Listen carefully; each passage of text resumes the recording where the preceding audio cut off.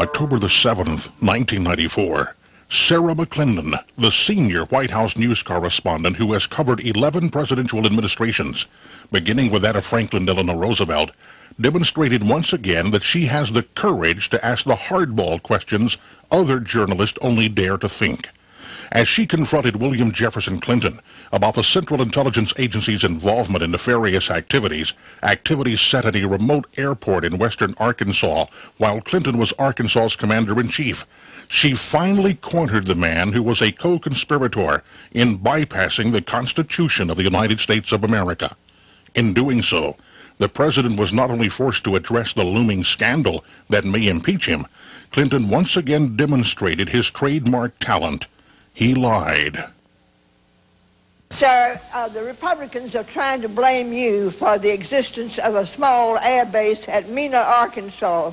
This base was set up by George Bush and Oliver North and the CIA to help the Iran-Contras, and they brought in plane load after plane load of cocaine there for sale in the United States, and then they took the money and bought weapons and took them back to the Contras, all of which was illegal, as you know, under the Bolin Act. But tell me, did they tell you that this had to be in existence because of national security? Well, let me answer the question. No, they didn't tell me anything about it. They didn't say anything to me about it. The airport in question and all the events in question were the subject of state and federal inquiries. It was primarily a matter for federal jurisdiction. The state really had next to nothing to do with it. The local prosecutor did conduct an investigation based on what was within the jurisdiction of state law. The rest of it was under jurisdiction of the United States attorneys who were appointed successively by previous administrations. We had nothing, zero, to do with it, and everybody who's ever looked into it knows that. Polk County Prosecutor Charles Blake, the man who initially attempted to investigate the Mena, Arkansas criminal activities, would surely take exception to Mr. Clinton's assertion that, quote, the local prosecutor did conduct an investigation based on what was within the jurisdiction of the state law, end quote. In fact, it was Blake who went directly to then-Governor Clinton to seek funding for his investigation, seeing as how rural Polk County lacked the financial resources to deal with the CIA. When it became apparent that nothing was going to be done on the federal level, that's when I began more actively pursuing it. Prosecutor Black, a Clinton supporter, met with the governor and handed him a letter requesting money for a state grand jury on Mena. His response to me was that he would get a man, something to the effect that he would get a man on it and would get word back to me. And I never heard back. Years later, Clinton said he offered $25,000 to Prosecutor Black's boss to fund a grand jury. But Charles Black and his boss claim they never heard about any offer of money from Governor Clinton. I believe Bill Clinton's an honest, respectable man, and I have to believe that he did that. But the fact is, I never got that word myself. Blake wasn't the only man affected by uncooperative superiors who, for some strange reason, seemed willing to turn a blind eye to blatant disregard for America's laws. William Duncan, a senior IRS Criminal Intelligence Division investigator, was running headlong into invisible walls that were protecting what appeared to be an open wound in the Department of Justice. How far will the United States government go to protect an operation? Will they kill a case? I think history has shown that that can happen. Did it happen? In my opinion, yes. Duncan, through the Arkansas Attorney General's office, desperately sought funding to continue his investigation into the dark corners of the CIA's activities in Arkansas. But just as Prosecutor Blake had earlier experienced, Bill Clinton wouldn't help. The purse strings funding justice were drawn tight. So Clinton's response to Sarah McClendon about, quote, the state really had next to nothing to do with it, end quote, was another lie. The state, under Clinton's control, helped seal the fate of the Mena scandal by not funding a proper investigation.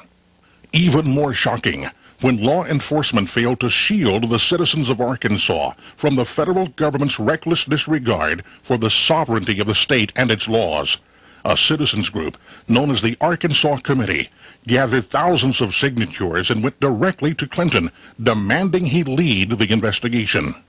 The results of the civilian effort? Continued lies, deceit, and cover-up.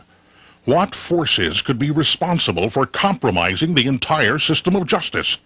Bill Clinton certainly knows.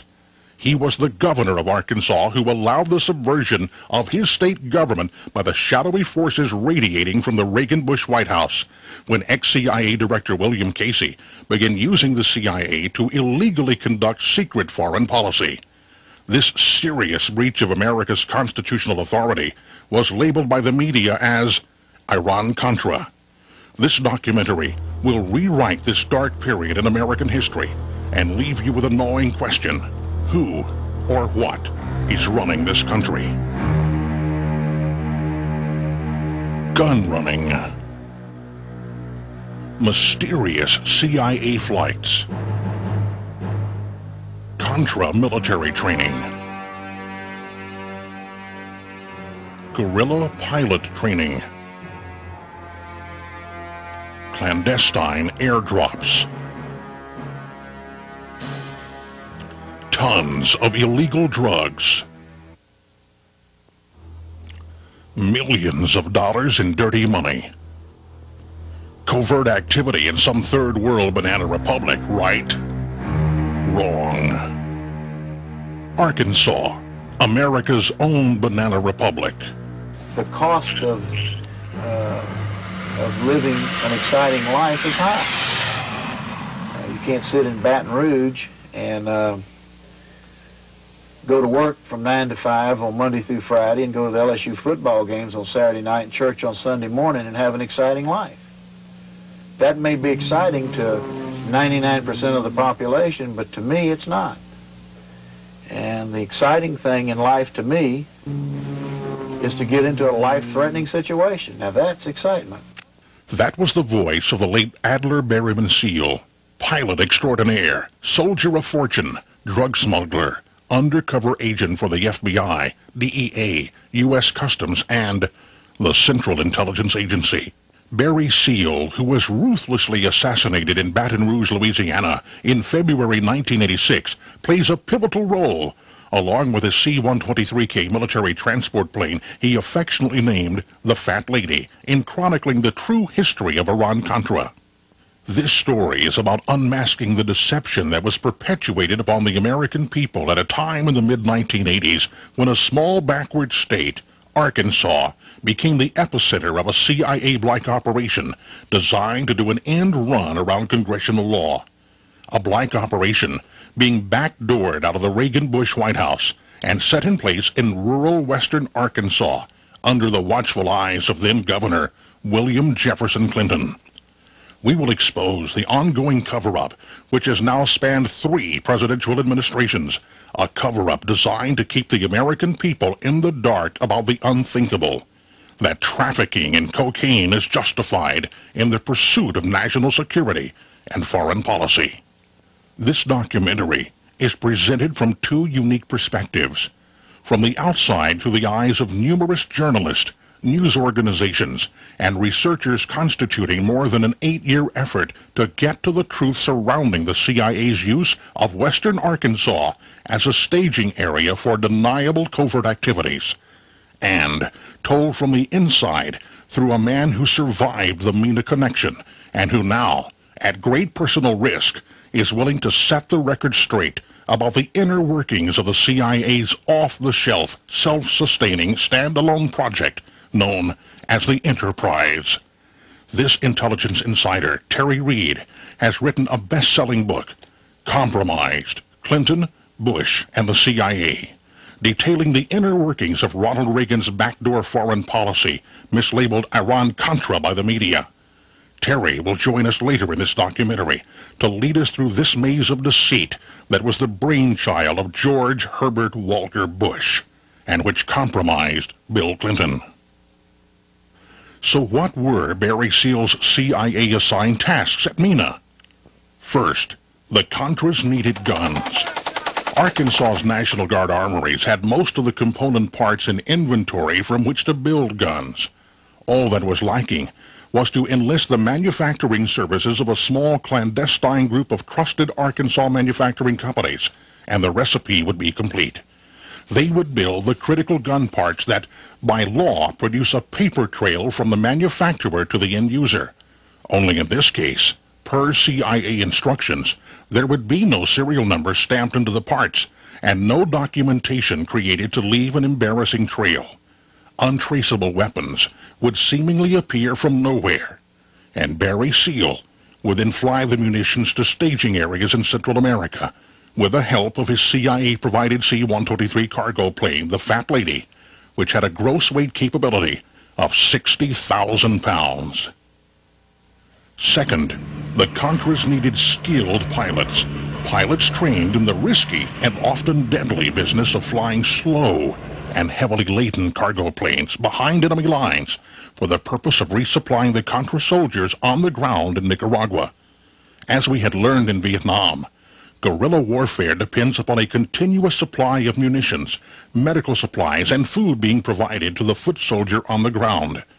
The CIA's Enterprise, based in Honduras, had already procured the planes such as the C-123 Provider and the C-7 Caribou. But potentially catastrophic risks were being taken by piloting the planes with American crews. If an accident or a shoot-down did occur, the CIA would have built-in deniability if the planes were piloted by Nicaraguan nationals who were simply trying to liberate their country from the jaws of communism. Being an FAA-certified flight instructor, Terry Reid's role with respect to the Contra pilot training was to train the students in multi-engine low-level operations, giving special emphasis to aerial cargo delivery techniques at night, while in hostile fire environments. Third, Seal was tasked with flying the necessary cash back to Arkansas to sustain the operation. All of the sources of Seal's cash are not yet known. However, a large amount has been traced to the Drug Enforcement Administration in Florida. It appears the DEA was funding the Mena operation with cash seized during drug raids. Were there Contras who relied on the profits of narcotics in order to buy arms and to survive? Yes. It is easy to see how the entire Mena enterprise could evolve into ex-CIA Director Bill Casey's mandate to develop an off-the-shelf, self-sustaining, stand-alone entity that could perform certain activities on behalf of the United States. But what developed as a result of Barry Seal building the machinery to launder unauthorized government money will likely emerge as a money laundering scandal, the likes of which this country has never seen. Back in the summer of 1987, a young television journalist named Teresa Dickey was covering western Arkansas for Channel 5 out of Fort Smith, a city located 100 miles north of Mena. Well, Miss Dickey had discovered something very strange indeed was or had been going on in and around the Mena airport. Years earlier, the townspeople of Mena had welcomed with open arms and much fanfare the arrival of huge military C-130 aircraft. This was perceived as a boom for the rural Mena economy. Little did the townspeople realize the Central Intelligence Agency had just selected Mena as the staging area for an unauthorized clandestine operation. Initially, Dickey thought that perhaps she was witnessing the results of then-Governor Bill Clinton's aggressive industry recruitment program, a recruitment program designed to drag Arkansas beyond its hillbilly, corncob pipe, and moonshine image by luring out-of-state businesses into Arkansas through promises of state-backed low-interest loans, nearly free land and buildings, coupled with huge tax incentives. Jobs for Arkansans was the young governor's pledge, and Dickey, at first, thought maybe Clinton's plan was working. Bill Clinton's industry recruitment plan had worked all right. Its purpose was to attract industry.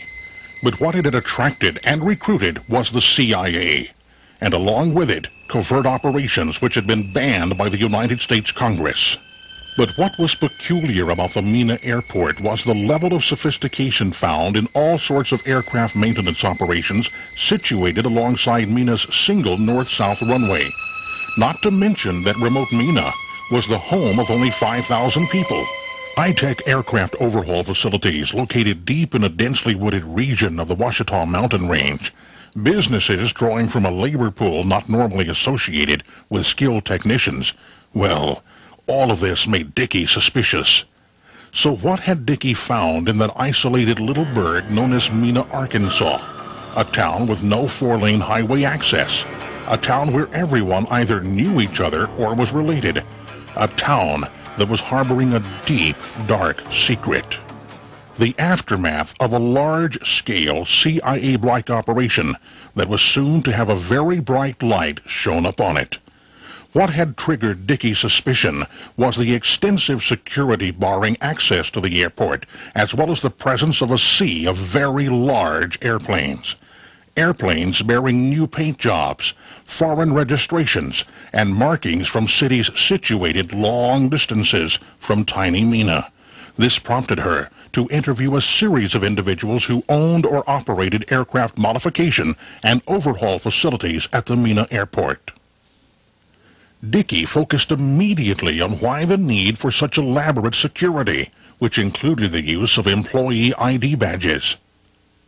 George Reeb, the owner of a shop that had retrofitted CIA aircraft, responded as follows. Well, you have to tighten up security whenever you're around aircraft because of the safety factor. And I think it's a good idea because, you know, since we're growing so fast, a lot of times you're not familiar with all your employees. And to have badges, you can distinguish who's an employee and who's an employee for another company on the field versus just someone coming in to look around. And you can't quite have that. When asked why he had relocated to Mena from Maryland, Reeb responded, Well, I worked for Fokker Aircraft at the time and was handling used aircraft. And one of the customers told me about Mena, Arkansas, to have aircraft refurbished, and I never heard of Mena, Arkansas before. Dickey inquired about Mena's customer base, and Reeb provided. Had an airplane last week leave for Australia. 2 weeks prior to that to Australia. We have 2 more coming that are going to Australia. We send aircraft to Europe, all over the world. Reeb's response about refurbishing aircraft from as far away as Australia should have alerted Dickey that something was amiss. The operating cost to fly a large airplane from Australia to Mena would far exceed any savings realized by having work performed in rural Arkansas. Dickey was then able to penetrate the security of Rich Mountain Aviation, the CIA's primary facility at Mena, the very one that had been used by Barry Seal's organization. Dickey was able to film both Fred Hampton Jr. and Joseph Neville Evans, Seal's trusted mechanics, both of whom were assets of the CIA and DEA. Dickey then interviewed Fred Hampton, and again, the discussion centered on the need for elaborate security. The security fence, well, that was something we put up probably about 2 or 3 weeks ago. We put it up in anticipation of our first inspection by the military. Being that these are their aircraft, and they are used as part of this missile defense system in the Marshall Islands. This was obviously a cover story. Dickey would later discover that office employees of Rich Mountain had been asked to believe concocted cover stories as well. This went as far as one secretary being told that one of Barry Seal's planes had been modified to haul porpoises. Dickey's suspicions solidified into reality a few months later. Through the Iran-Contra hearings in Washington, a connection had been made between the Contras and the Mena operation. This prompted Dickey to dig back into the history of the government's clandestine involvement with Rich Mountain Aviation, a company that was surfacing as one that had performed strange modifications to CIA aircraft. A central figure was also emerging, a man named Adler Berryman Seal. This is Barry Seal, a highly publicized drug smuggler originally operating out of Baton Rouge, Louisiana. Since 1978, he carried out one of the largest drug smuggling operations between the United States and Central America. In the spring of 1982, Louisiana State Police warned Seal that they would tail him wherever he went in efforts to stop his operation. It's believed that Seal decided to move his operation out of that state after the warning. It was here, at Rich Mountain Aviation, that authorities believed Barry Seal moved his operation. Terry Capehart owned a business at the Mena airport, and he remembers when he first met Barry Seal in 1981. Of course, I didn't know who Barry Seals was, never heard of the man. And Freddie introduced me to him. Capehart didn't know of Seal's drug background then, but remembers that this man, Joe Evans, former partner of Freddie Hampton's, brought in one of Seal's planes to Rich Mountain Aviation.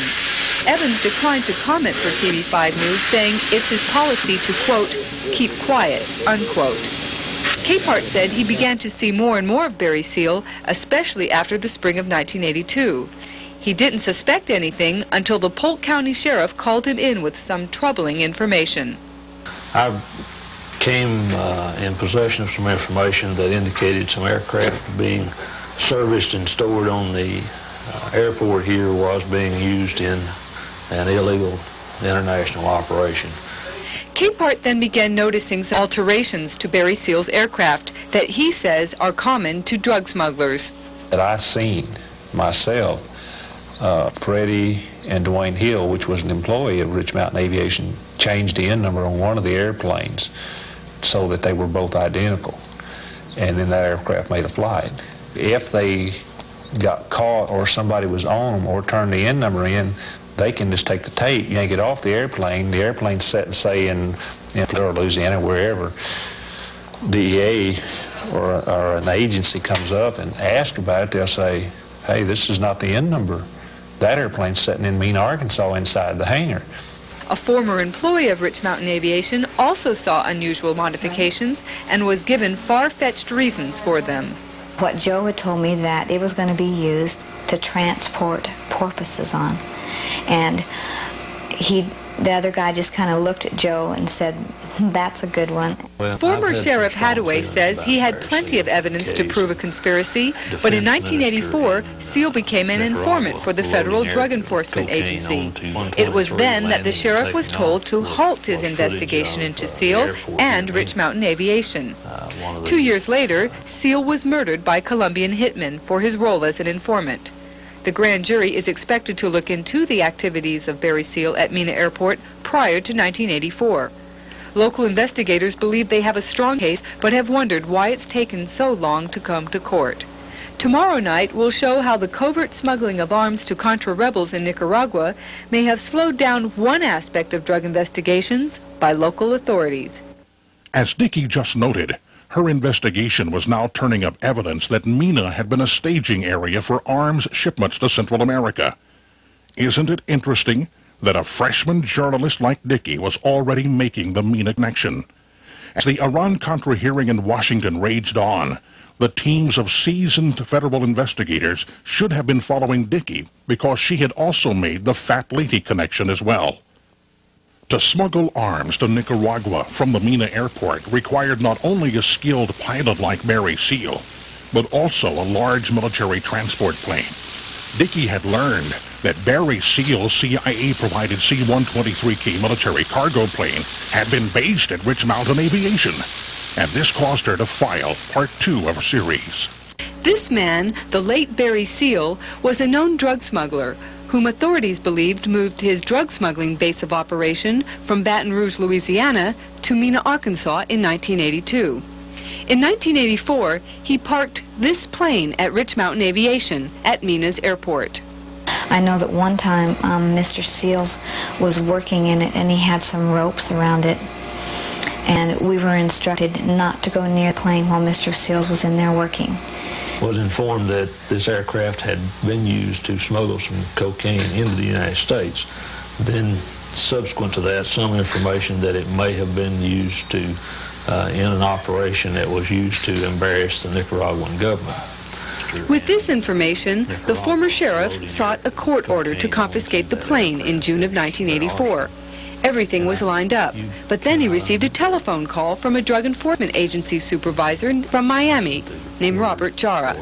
He finally disclosed to me and asked me not to confiscate the airplane, told me that if I did, that I would just be ordered to give it back to him, that in fact the DEA did have a large financial interest in the aircraft. At this point, Hadaway's investigation into Barry Seal's drug smuggling activities at Rich Mountain Aviation came to a screeching halt. 6 months later, Seal's plane left Mena. The next time the sheriff heard about it, it had crashed in Nicaragua during a gun-running mission to the Contra rebels. Hadaway's run-in with the DEA would have gone unnoticed, except for an April 1987 broadcast on CBS's West 57th Street called The CIA Connection, Drugs for Guns. Do you really believe the government decided to get into the drug business in order to pay for the Contras? The American government. As incredulous as it may sound, I believe that not only decided to get into it, I think orchestrated the whole thing. I need more on that. Bring it up a bit. Good. There you go. These two Fort Smith men saw the story and were discussing it in a local bar. An assistant U.S. attorney overheard their conversation and told him his office was working on a case just like that. He mentioned that their office had a case and that in the process of that they had contacted some people in Florida for some assistance, and that another agency in Florida had contacted their office and told them to drop their case, to get off of it. It bothers me to think that a competent attorney's office could be restrained from doing its job. That's what bothers me. These men also say the attorney said the case in question involved Barry Seal activities in the Mena area. The Congressional Subcommittee on Crime has now begun its own investigation into the Mena connection. Tomorrow night, we'll show you how a probe into a money laundering scheme in Mena seems to have gone nowhere. Drugs, guns, money laundering, cover-up.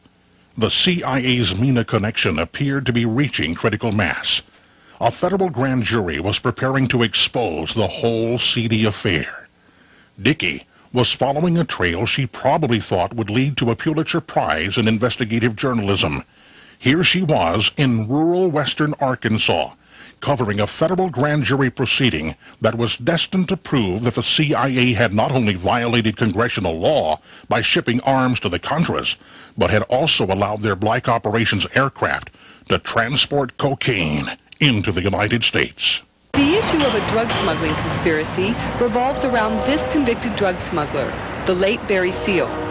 Former SEAL pilots spoke at a grand jury this week about whether their former boss had moved his operation from Baton Rouge, Louisiana, to Rich Mountain Aviation in Mena, Arkansas. One pilot who testified told TV5 News Rich Mountain Aviation was simply used by Barry Seal, and Seal didn't involve the company in his drug smuggling activities.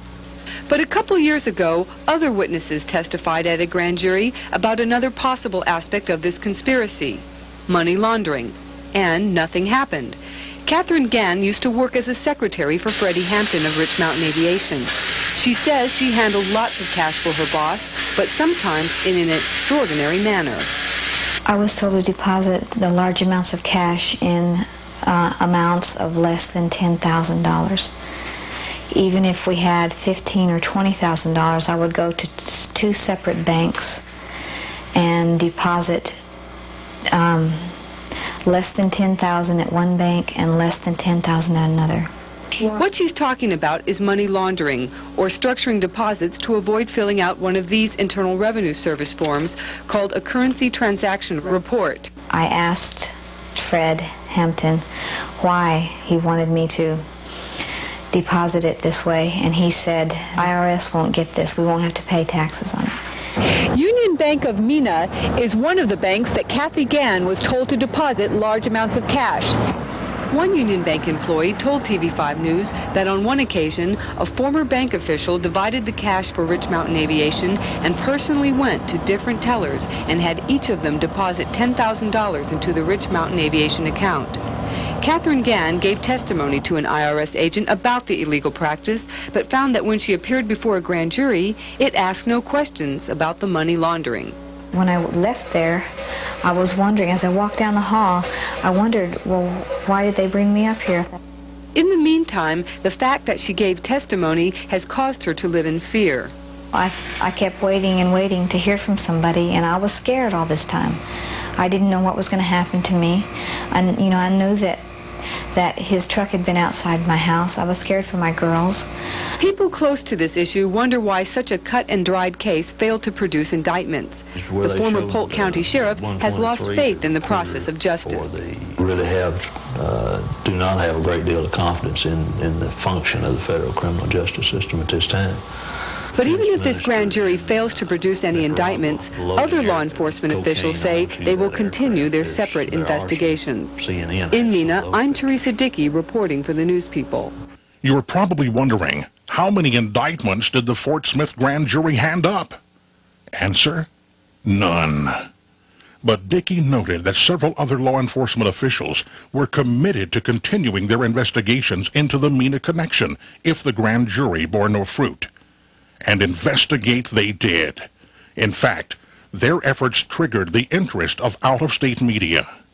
Mena is a town of patriots and pickups, a town of 5,000 in the mountains of western Arkansas, a place that would seem as far away from American foreign policy as a place could get, and yet one little airport on the southern edge of town is managing to raise questions that extend far beyond the city limits. 1,000 miles away from Mena, here in Washington, there are investigators for both the House and the Senate who would like to know what's going on at that little airport in western Arkansas. As Oliver North's public battle over government secrets and the illegal supply of weapons to the Nicaraguan Contras is waged in Washington, congressional investigators in recent months have tried to learn if Mena, Arkansas was an illegal staging area for shipping guns to the U.S.-backed Contra rebels. This is a strange story. The facts already known are bizarre enough. What Unit 5 has been able to learn makes this story stranger still. It all begins in 1982, when this man, Adler Berryman Seal, showed up in Mena, Arkansas. My top load paid me $1.5 million for a single trip.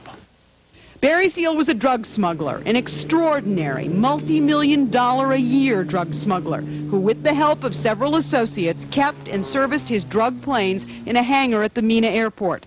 Those planes, according to investigators, were illegally modified with extra fuel tanks and instruments in order to fly long-distance drug missions to Central and South America. Barry Seal paid his associates for those modifications with tens of thousands of dollars in cash. Money which, according to investigators, was illegally laundered by Seal's associates at banks in Mena. Yeah, I'm pleading guilty.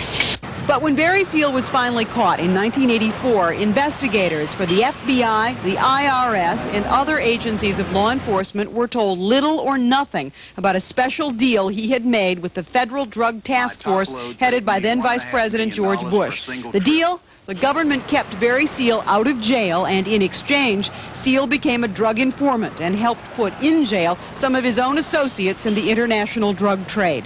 But that wasn't all that Barry Seal did. Russell Welch, criminal investigator for the Arkansas State Police. Did Barry Seal ever say to you, I work for the CIA? He said he had worked for the CIA. Unit 5 has learned in the early 1980s, even before his arrest, Seal had bought one of his planes from a CIA front, Air America. The plane was used by Seal for drug smuggling, and the CIA company was paid in the traditional drug dealer fashion of $300,000 in cash. According to this confidential FBI teletype obtained by Unit 5, one of Seal's associates said he was maintaining Seal's aircraft at the Mena airport for the CIA. So what was Barry Seal actually doing? One federal agent, under very strict confidence, told me that it was assumed within his agency Barry Seal was carrying guns to Central America in exchange, was bringing drugs back on a free ride. Russell Welch of the Arkansas State Police was one of dozens of investigators who for years had been tracking Barry Seal and his associates. As these documents obtained by Unit 5 indicate, the FBI, the IRS, Customs, and the Attorney General of Louisiana formed just a partial list of those who wanted some answers. They didn't get them. Internal FBI documents indicate investigators were told not to look into any of Seal's activities that occurred before his 1984 plea agreement. So, blocked from seeking indictments against Seal, investigators sought indictments against Seal's associates at the Mena airport for allegedly aiding in the drug smuggling and for alleged IRS violations. So far, no indictments have been produced. At the end of this year, the statute of limitations will run out on those alleged crimes. As for Barry Seal, time ran out in 1986 when he was assassinated in Louisiana by Colombian drug dealers. Some of Seal's secrets died with him, but some of those secrets today remain guarded by the National Security Council, the agency for which Oliver North worked. The NSC has blocked a recent congressional request to examine the relationship of drug smuggling to American foreign policy in Central America. As a citizen, America didn't get its day in court. Chicago journalist Carol Moran unearthed a whole new facet of the Mena operation. As her investigation continued, she connected the dots from Mena to Washington and discovered that a major portion of Oliver North's Contra assistance program took place in a wooded, mountainous region north of the Mena airport. Watch part 2 of Moran's special. Angola, where the United States has supported rebels against the Marxist government. South Africa, where the United States has walked a tightrope between the minority white government and the majority black population. Central America, where the United States has tried to overthrow the leftist government of Nicaragua and prop up the centrist government of El Salvador. 3 critical areas for U.S. foreign policy that seem very distant from the concerns of a small community in western Arkansas, but maybe not. Mena, Arkansas is a small town in the mountains along the Arkansas-Oklahoma border. It has no interstate highway. It takes some effort to get here. But some people, some very interesting people in recent years apparently made that effort. I don't think that there's really anything that we can pin down about them. I believe there's truth in every story. The rumors and gossip surround 2 small airfields. The first is the Mena Airport, where this giant C-130 military cargo plane, tail number N4469P, arrived one day last year. It is a huge plane for a small airport, a plane that originally belonged to the Royal Australian Air Force. Curiously, around the same time, a group of Australians arrived to work at the airport, telling investigators like Russell Welch of the Arkansas State Police some strange things. You've spoken with some of the Australians at the airport, correct? Yes. And some of them have told you they're part of a CIA operation? Yes, it didn't seem to be too much of a secret. An Australian at that time told Welch the C-130 would soon be on its way to Angola, mission undisclosed. Unit 5 has learned of 2 current federal probes at the airport. U.S. Customs in Houston is investigating possible violations of the Neutrality Act, whether or not this plane, considered to be a weapon of war, might be on its way into the hands of South Africa. The second investigation by Arkansas Congressman Bill Alexander probes, among other things, whether or not the CIA, within the past year and a half, contracted with various partners to transport arms to Central America, allowing them to bring drugs back to Mena, with distribution in Miami or New York. The mayor of Mena, Jerry Montgomery, doesn't believe any of it. That's hard for me to believe, that Mena, Arkansas was used. But there's more. Down a winding dirt road, back in the mountains, where even the locals can get lost, resides yet another mystery. Now, this landing strip is a curious thing. It exists in an isolated mountain valley in the middle of nowhere when there already is an airport just 11 miles from here. So why was 2,700 feet of runway installed here? Why was this landing strip built, and what was it built for? One person who thinks he knows the answer is Gene Wheaton, a former criminal investigator for the U.S. Army who has done his own investigation. They were training pilots to make night flights and takeoffs and landings of strips that had no lighting, no air control, so forth. Wheaton's deposition came last year in an unsuccessful civil lawsuit against Oliver North and other principals in the Iran-Contra scandal. Oliver North won that battle and now in Washington fights the criminal charges against him. It is a fight over what government secrets should stay secret. In some ways, on a smaller scale, that's the same battle going on in Mena, Arkansas, where investigators from a variety of agencies for a number of years have asked questions of the government and have received few answers. The people of Mena themselves continue to debate whether or not their small town has some ongoing role in American foreign policy. I don't see how it could have been kept a secret. There are definitely fishy things going on, and there's a lot of cover-up. So, in the mid to late 1980s, news of the Mena connection spilled forth. This may lead one to wonder if the media simply dropped the Mena story after the aftermath of the Iran-Contra scandal died down. Quite the opposite. Time and time again, the story would leap into the headlines of predominantly Arkansas newspapers. Arkansas journalists, law enforcement officials, and citizens groups would try in vain to advance the investigations, but an invisible force seemed to be keeping the lid on Arkansas's Pandora's box. Then, in 1992, during the presidential campaign, after the name of Bill Clinton was thrust into the mainstream media, a renewed interest in Mena surfaced as throngs of journalists rushed to Little Rock to investigate the obscure young governor who was seeking the Democratic Party's nomination. Countless reporters dug, probed, and pried into the layers of lies, deceit, and distortions that by then effectively interred Mena's dark secrets. Russell Welch of the Arkansas State Police and Bill Duncan, by then an investigator with the Arkansas Attorney General's office, were interviewed time and time again as the media slowly began to understand that a large-scale, high-profile CIA operation had in fact taken place on Arkansas soil on Bill Clinton's watch as governor. Arkansas Democratic Congressman Bill Alexander renewed his efforts to get the truth out. The truth that even he had been stonewalled as his office attempted to dissect the Mena story. Then, in April of 1992, as the pressure cooker containing the Mena scandal seemed ready to burst, with the resulting steam most assuredly scalding Bill Clinton and destroying his political career, Time magazine came to the rescue. Time's full-page story, which savagely attacked the credibility of Terry Reid and ridiculed nearly everyone associated with the Mena investigation, effectively nailed the lid once again on the CIA's box of dirty secrets. What the Time article failed to tell the reader, however, was Time's investigative journalist Richard Behar, who wrote the story Anatomy of a Smear, was actually in Arkansas helping to undermine the investigative efforts of other credible journalists. Behar had discovered that the news magazine The Nation was actually corroborating portions of Terry Reid's story concerning weapons parts manufacturing.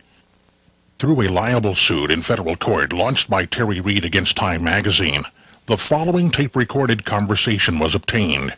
In it, Behar is conversing with Bill Clinton's friend Webster Hubbell, who was then working with Hillary Clinton at the Rose Law Firm in Little Rock. In the tape, Behar is alerting Hubbell of an active media investigation into Hubbell's father-in-law's manufacturing company, POM, in Russellville, Arkansas. Behar is warning Hubbell that his brother-in-law, Skeeter Ward, is divulging classified information to the magazine The Nation. Remember, according to CIA insider Terry Reid, it was POM on the surface a manufacturer of parking meters who was building weapons parts for the CIA through an agreement with Ivers Johnson Firearms, a CIA proprietary company situated in Jacksonville, Arkansas. Well, listen, can I make a recommendation to you off the record? Sure. And this is, I don't particularly want these guys to know that I'm on this story. But it seems to me they're acting a little irresponsibly. The Nation newspaper? Apparently, I heard through the grapevine, they had an interview with Skeeter. And you shouldn't be talking to them. And supposedly, Skeeter told them that you guys have done exit cones on nuclear weapons. POM. He wouldn't have said that. He knows better. Well, that's just the thing. Yeah. I don't know why it would come back to me through different channels that it's nuclear weapons. Yeah. Unless the story's taking a life of its own. Yeah. What you may want to do is give a ring to the Nation. Yeah. And speak to whoever's doing the story and clear it up before they put it in their damn newspaper. Yeah. Yeah. But you didn't hear it from me. I appreciate it. I really do. So why did Time magazine use its vast resources to protect Bill Clinton? Maybe the fact that Bill Clinton's friend and former Oxford roommate, Strobe Talbot, who was then Times editor-at-large, played a role. Did Mr. Talbot receive a reward for short-circuiting the investigation? The perception is certainly there. Mr. Talbot joined the Clinton administration in 1993 and is now the number 2 man in the Department of State. Is it possible that an organization that's perceived as credible as Time magazine is in effect under the control of the CIA? A CIA investigator supplying sworn testimony for the Reed versus Time libel suit after being asked to evaluate Time's article on Mena said in an affidavit he believed the article was an obvious disinformation tool. So, with Time magazine's help, it appeared that Mena would die and the truth would never come out.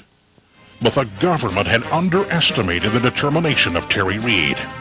Terry and his wife Janice were seeking complete vindication in federal court in Little Rock as a result of being the victims of a manufactured crime. Although silent and gagged within the federal court system for nearly 2.5 years, the Reeds emerged victorious. Terry was acquitted of all charges by a federal judge in Wichita, Kansas, charges involving the theft of an airplane, and Janice's case was eventually dropped. But they both wanted to see those who had needlessly ensnared them in the manufactured crime brought to justice. The Reeds and their attorneys saw this blatant misuse of the criminal justice system being used solely as a way to destroy their credibility, thus insulating important politicians from Mena scandal. The Reeds had filed a civil rights lawsuit in July 1991 against Bill Clinton's chief of security, Arkansas State Police Captain Raymond Buddy Young. It was quite obvious from the court record that Young, working in concert with others, had helped to orchestrate the wrongful criminal indictment brought against them. Terry knew that properly trying the civil rights case would require reopening the entire Mena story. Power brokers of both political parties were desperate to ensure this didn't happen. As the Reed case simmered in a court file in Little Rock, the media was beginning to probe into the financial dealings of Bill and Hillary Clinton and their friends. By early 1994, a new term, whitewater, would consume the headlines and refocus the media's attention to Arkansas. And this time, reporters would attempt to better explain Bill Clinton's meteoric rise to power. Once again, that 4-letter word, M-E-N-A, would resurface. This time, the media would be armed with the information detailed in Terry Reed's book, Compromised. The reporters were beginning to notice a shocking similarity between the players of the Mena story and those of the Whitewater scandal. The connection Reed had made between people involved with the CIA's enterprise and some very prominent Arkansans caused CBS News to do an 8-minute story on the scandal that just won't go away. A civil war in Central America, drug smuggling in Arkansas, President Ronald Reagan and President Bill Clinton, the subject of tonight's Eye on America. But first, a little background. In the early 80s, a war was underway for control of Nicaragua. On one side, the ruling Marxist regime, the Sandinistas. On the other side, rebel forces, the Contras, labeled by the Reagan administration as pro-democracy freedom fighters. A base of support for the Contra movement, remote western Arkansas. Correspondent Bill Plant has been investigating for tonight's Eye on America.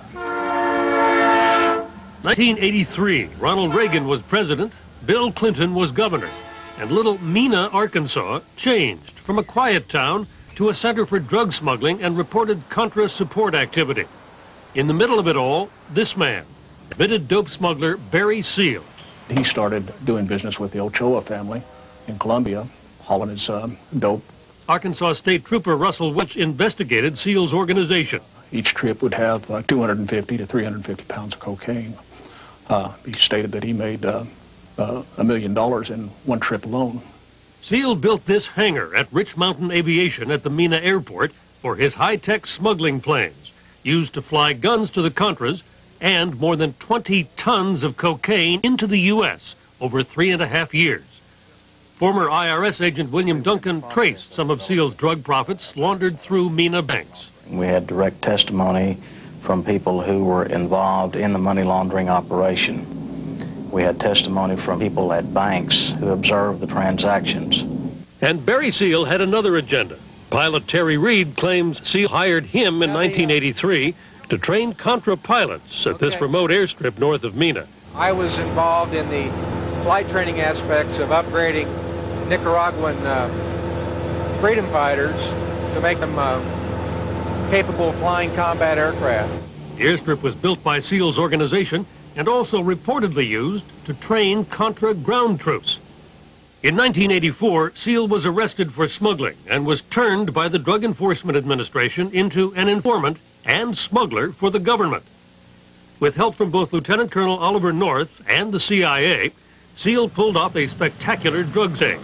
His own C-123 to Nicaragua, where he took these pictures of Sandinistas helping load Colombian cocaine onto his plane.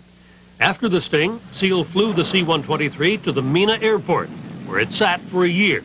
It was later shot down over Nicaragua, filled with guns for the Contras. By late 1985, Agent Duncan had gathered substantial evidence of alleged money laundering against Seal's associates Fred Hampton and Joe Evans of Rich Mountain Aviation. What happened when you tried to make this case before a grand jury? I was never asked to present the evidence to a grand jury, ever. The evidence was in this 24-count draft indictment prepared for the federal grand jury in January of 1986, but the grand jury never saw it. The United States Department of Justice did not pursue the cases, did not present the evidence of money laundering to the grand jury. Former U.S. Attorney Mike Fitzhugh, who handled the Mena cases, says that was because Agent Duncan asked for a delay. I consented to his request that the matter not be presented at the grand jury session meeting in January of '86. Agent Duncan says he made no such request. That is absolutely false. An FBI internal memo from early February 1986, obtained by CBS News, says Fitzhugh was withholding presentation of the indictment, but there is no mention of a request from IRS agent Duncan for a delay. I would have been the last person in the world to have tried to delay evidence going to the grand jury. We asked Attorney Fitzhugh if he was told to delay the indictment by the Reagan Justice Department. There was not any type of pressure or influence put on me or anyone in my office that I'm aware of. For 2 more years, Trooper Welch watched as Fitzhugh's federal grand jury failed to return indictments in the Mena cases. It was a slow realization over a period of time that no, this isn't like any other case. It's not going anywhere. We are wasting our time. By 1988, Trooper Welch and Agent Duncan had given up on the Reagan Justice Department, but not on their investigation. They had hopes that the state of Arkansas could impanel a grand jury to hear evidence of money laundering, drug smuggling, and conspiracy. They went directly to then-Governor Bill Clinton. That part of the story in a moment. Back now with more of our Eye on America investigation of drugs, guns, and money laundering in Arkansas in the 1980s. By 1988, law enforcement officials investigating the case had given up on the federal government, pinning their hopes for prosecution on the state judicial system. Correspondent Bill Plant picks up the story from there. By 1988, almost everyone in Arkansas had heard about Mena. It was here, at Rich Mountain Aviation, that authorities believed Barry Seal moved his operation. There were news reports about smuggling and Contra support activity around the Mena airport. Congress had begun an inquiry, and the media covered it all. At the Polk County Courthouse in Mena, Trooper Welch and Agent Duncan turned to County Prosecutor Charles Black for help. When it became apparent that nothing was going to be done on the federal level, that's when I began more actively pursuing it. Prosecutor Black, a Clinton supporter, met with the governor and handed him a letter requesting money for a state grand jury on Mena. His response to me was that he would get a man, something to the effect that he would get a man on it and would get word back to me. And I never heard back. Years later, Clinton said he offered $25,000 to Prosecutor Black's boss to fund a grand jury.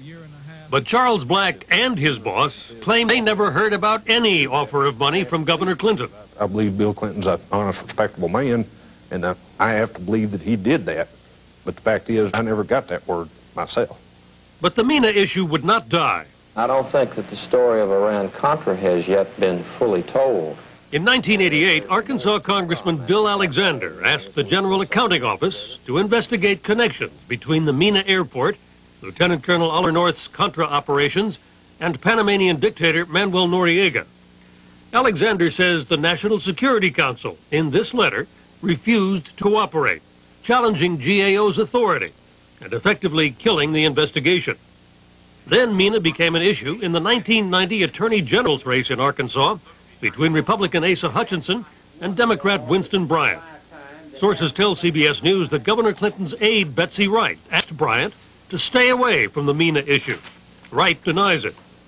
In 1991, Congressman Alexander got the Arkansas State Police a federal grant to reopen the Mena investigation. Sources tell CBS News that Governor Clinton's staff was involved in the discussions about what to do with that grant. The money went to State Police Chief Tommy Goodwin. That money was discussed around here for quite a while, and we finally said, we'll just turn it back. We don't have anything to spend it on. Well, what happened to the state case? Nothing happened to the state case. A grand jury was never called. It just died. I maintained a certain amount of faith that at some point the problem would be solved. That never occurred. Has not occurred. Has not occurred to this date. Barry Seal's organization helped the Contras, smuggled tons of cocaine, and laundered drug profits through Arkansas. Why did the Reagan Justice Department fail to prosecute? Did Bill Clinton, then the governor, fail to provide leadership and support for a successful state prosecution? The White House says he did all he could. But Agent Duncan, Trooper Welch, Prosecutor Black, and a lot of other people are still looking for answers. In Washington, this is Bill Plant for Eye on America.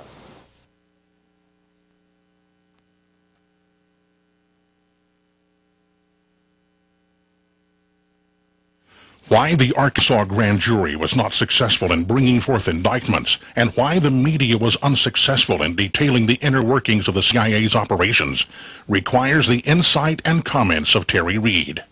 Now, come meet a spy, a man who lived this sordid story alongside Barry Seal, a man who has now severed his relationship with the intelligence community in order to expose this cover-up. Hello there, I'm Terry Reed. Let me tell you a little about myself. I'm a family man, businessman, and Vietnam veteran whose life got a little off course as the result of the so-called Iran-Contra affair. But just to set the record straight, I'm not a drug trafficker, and I've never knowingly associated with anyone who is. I was, however, recruited and freely enlisted in the so-called enterprise for the purpose of assisting the Contras. I did so purely for patriotic reasons, although others I worked with obviously had selfish agendas. Be that as it may, I have no regrets in helping to rid Nicaragua of the communist-backed Sandinista regime. I would do it all again. I'm participating in the production of this documentary to show you that the real Nicaraguan guerrilla support effort took place in Arkansas through a very sophisticated CIA network set in place by the Reagan White House and monitored by Bill Clinton's gubernatorial administration. I know this because I was part of that support effort. In fact, after viewing this documentary, I'm confident you will conclude that through the efforts of Ronald Reagan's Attorney General Edwin Meese, Phase 1 of the deceit began. Let me explain. By Meese divulging the unauthorized weapons shipments to our enemy Iran, and accusing a lowly Marine Lieutenant Colonel of seizing the reins of foreign policy. Well, that act in itself was a clever diversion. The media went for the bait and immediately labeled the entire fiasco the Iran-Contra affair. But instead of scurrying east out of Washington and focusing their investigative efforts on the Middle East, the hostage crisis, and the diversion of weapons sales profits to the Contras, reporters should have gone west to Arkansas. But why should you believe me? Let me tell you a little about my life within the intelligence community and how a starry-eyed and patriotic young man from Missouri got swept into a world of espionage, secret foreign policy, deniable operations, and deceit. To begin with, Harry S. Truman was and still is my personal hero. I had the very good fortune of meeting Mr. Truman when I was 17 years old, and that occasion left a lasting imprint in my mind. You know, Missouri politics, religion, duty, honor, and commitment to family and community greatly influenced my upbringing. As the eldest of 6 children, I can most assuredly say that my father, himself a veteran of World War II, raised me and my 3 brothers with a clear understanding that we owed a debt to our country, that we had to repay our nation for the privilege of living in freedom. And being raised in Carthage, Missouri, a town of 10,000, a true Norman Rockwell setting, only 21 miles from the birthplace of President Truman, instilled in me a set of rural Midwestern values that I cherish and protect to this day. When my country called during the Vietnam War, I responded. I felt it was time to apply the military skills taught me from 4 years of Army ROTC training. After all, it was Harry Truman who had commissioned the ROTC program in Carthage that I had been fortunate enough to serve as a cadet company commander. After taking the military oath at the induction center in Kansas City, Missouri, our government placed me in Air Force intelligence. Upon graduation from a whole series of intelligence curriculums, I was then handpicked to serve in Defense Secretary Robert S. McNamara's ultra-top-secret unit designated Task Force Alpha, based in the remote northeast jungles of Thailand. From there, the U.S. Air Force orchestrated a secret air and ground war in Laos and Cambodia. Our mission was to be the deniable link between authorized military operations and the unauthorized activities of the Central Intelligence Agency. We assigned Air America the tasks that were just quite frankly too unthinkable for the U.S. military to conduct. Now, this was my introduction to black or deniable activities. In the course of serving 8 years within the Air Force's intelligence community and pulling 2.5 years of duty in Southeast Asia, I met and worked with some of the people who would later surface in the so-called Iran-Contra affair. In fact, it was in Southeast Asia that I met and worked with a man named William Cooper, the Air America pilot who died in the crash of an American cargo plane that was shot down in Nicaragua, October 5th of 1986. The crash that exposed the CIA's efforts to violate the so-called Boland Amendments. You know, the laws Congress passed to limit American assistance to the Contras. But after becoming disillusioned with the peacetime military, I elected to be separated from the military in 1976. I then enrolled in a pilot training curriculum in Southwest Missouri and graduated 3 years later with nearly every available aviation license and rating known. Then, by sheer coincidence, I entered an industry laden with agents of the KGB and those of our so-called ally Japan, who were actually attempting to steal American defense technology. So it was in Oklahoma City in 1980, while working as executive vice president of a high-technology trading company, that I was recruited by the FBI's counterintelligence division to monitor and help disrupt the efforts of agents of the Kremlin who had penetrated the American machine tool industry. These activities and adventures, I might add, required me to travel behind the Iron Curtain, not only to sow some seeds of deceit, but to pirate some Soviet technology as well. Now, where I feel this story gets interesting is later, while working under deep cover on the now famous Toshiba case, the one involving the theft and sale of American nuclear submarine technology to the KGB by Japan's Toshiba Machine Tool Company. It was then that I was put into play with an agent of the CIA who carried the code name of John Cathy. Now, this took place in Oklahoma City in early 1982. And Agent John Cathy's real name is Oliver Lawrence North, the same Marine Lieutenant Colonel later accused of taking over the Department of State by Ronald Reagan's administration. As North and I worked together, we shared memories of not only our combat experiences in Southeast Asia, but rehashed our mutual disdain for Congress as well. The same Congress that had put us as young soldiers in harm's way and then sat back and debated the morality of it all. But North also shared with me what he referred to as a secret Reagan plan to destroy the USSR. He continuously referred to Russia in our conversations as a failed colonial power, that the timing was right to incite revolution within the Russian colonies. It was through these efforts, North confided, that the CIA felt Russia could collapse economically. Then North asked if I was interested in helping to deal what he called a death blow to the evil empire that had kept its finger on the nuclear trigger throughout my lifetime. I can say this, I enthusiastically jumped on board what is now referred to as the secret Reagan agenda. It was then, through my rather intimate relationship with North, that I was quietly tapped to support the Contra effort.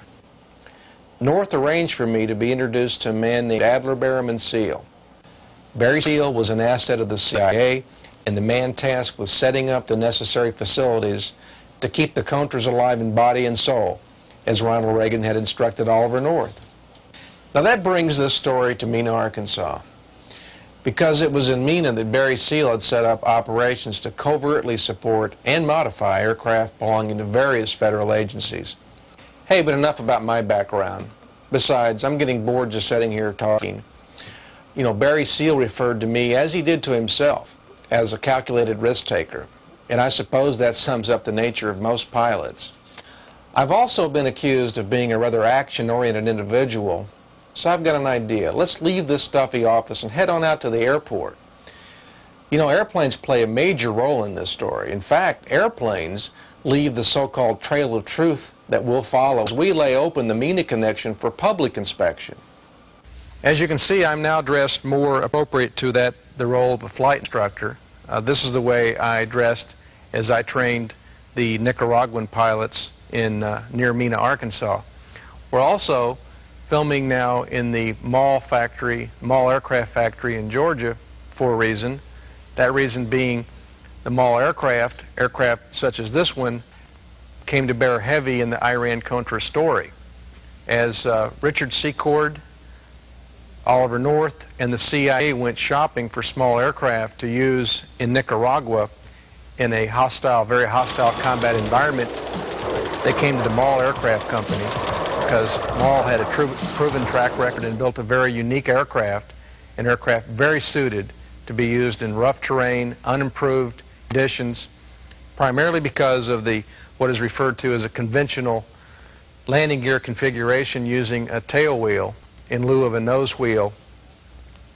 The Mall aircraft, in addition to being a high-performance STOL, or short takeoff and landing airplane, afforded the capability of delivering the necessary supplies and munitions to the guerrilla war action in Nicaragua as the Contras fought the Sandinista soldiers. My role in all of this, of course, was to use my flight instructor credentials and expertise, pass along my aviation skills to approximately 24 Nicaraguan nationals so that they could, in fact, liberate their own country, so that they could go back and replace the CIA's efforts to keep the Contras alive, body and soul, as Ronald Reagan said, to keep the Contras in the field, supplied with munitions, regardless of what Congress, the American Congress, said.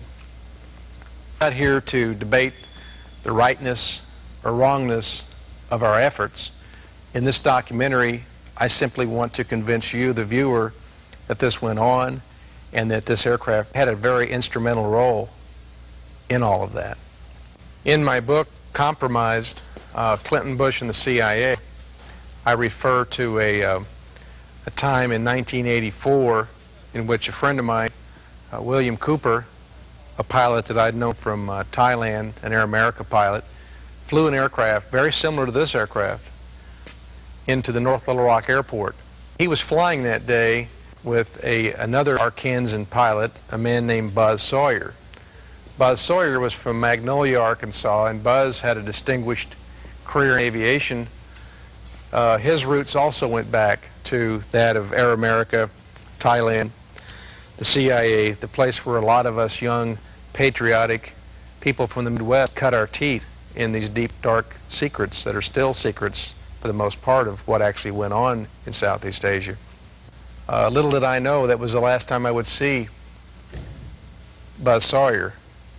In fact, it was Bill Cooper at the controls of the C-123K, the Fat Lady, that was shot down in Nicaragua October 5th, 1986, thus exposing the whole Iran-Contra affair. In the right seat in that C-123K, the fat lady, was Mr. Sawyer as well. I lost 2 friends that day. I tell you this story now because I think it's important for the American people to understand what we did in and around Mena, Arkansas, and why I chose to cross that line and get involved in a very deep black operation in and around Mena, an operation that neither the Democratic Party nor the Republicans want to accept ever happened. So the Democrats and Republicans don't want to accept the Mena operation ever happened. That's the problem. A lot of important people who have a lot to lose would like to convince you that Mena never happened. But it did happen. And one very large, undeniable piece of evidence Mena was CIA-backed is the airplane the government provided Barry Seal so he could fly tons of munitions from Arkansas to Central America. That airplane, the Fairchild C-123, nicknamed the Fat Lady, connects dots between the CIA's Air America and Southeast Asia. Mena, Arkansas, the CIA's proprietary airline in Miami, Florida, named Southern Air Transport. And the Iran-Contra affair, the so-called Hassanfa shootdown. That was the day Barry Seal's Fat Lady crashed in Nicaragua, and the Reagan-Bush administration could no longer deny they were bypassing the law of Congress and the will of the American people. Let's go back to the airport. Terry would like to show you an airplane similar to an old friend of his. He called her the Fat Lady, and it's time for her to sing. And what a story she has to tell. The real story of Iran-Contra, the one more appropriately entitled Iran-Contra Affair through the so-called Hassanfa shootdown. That was the day Barry Seal's Fat Lady crashed in Nicaragua, and the Reagan-Bush administration could no longer deny they were bypassing the law of Congress and the will of the American people. Let's go back to the airport.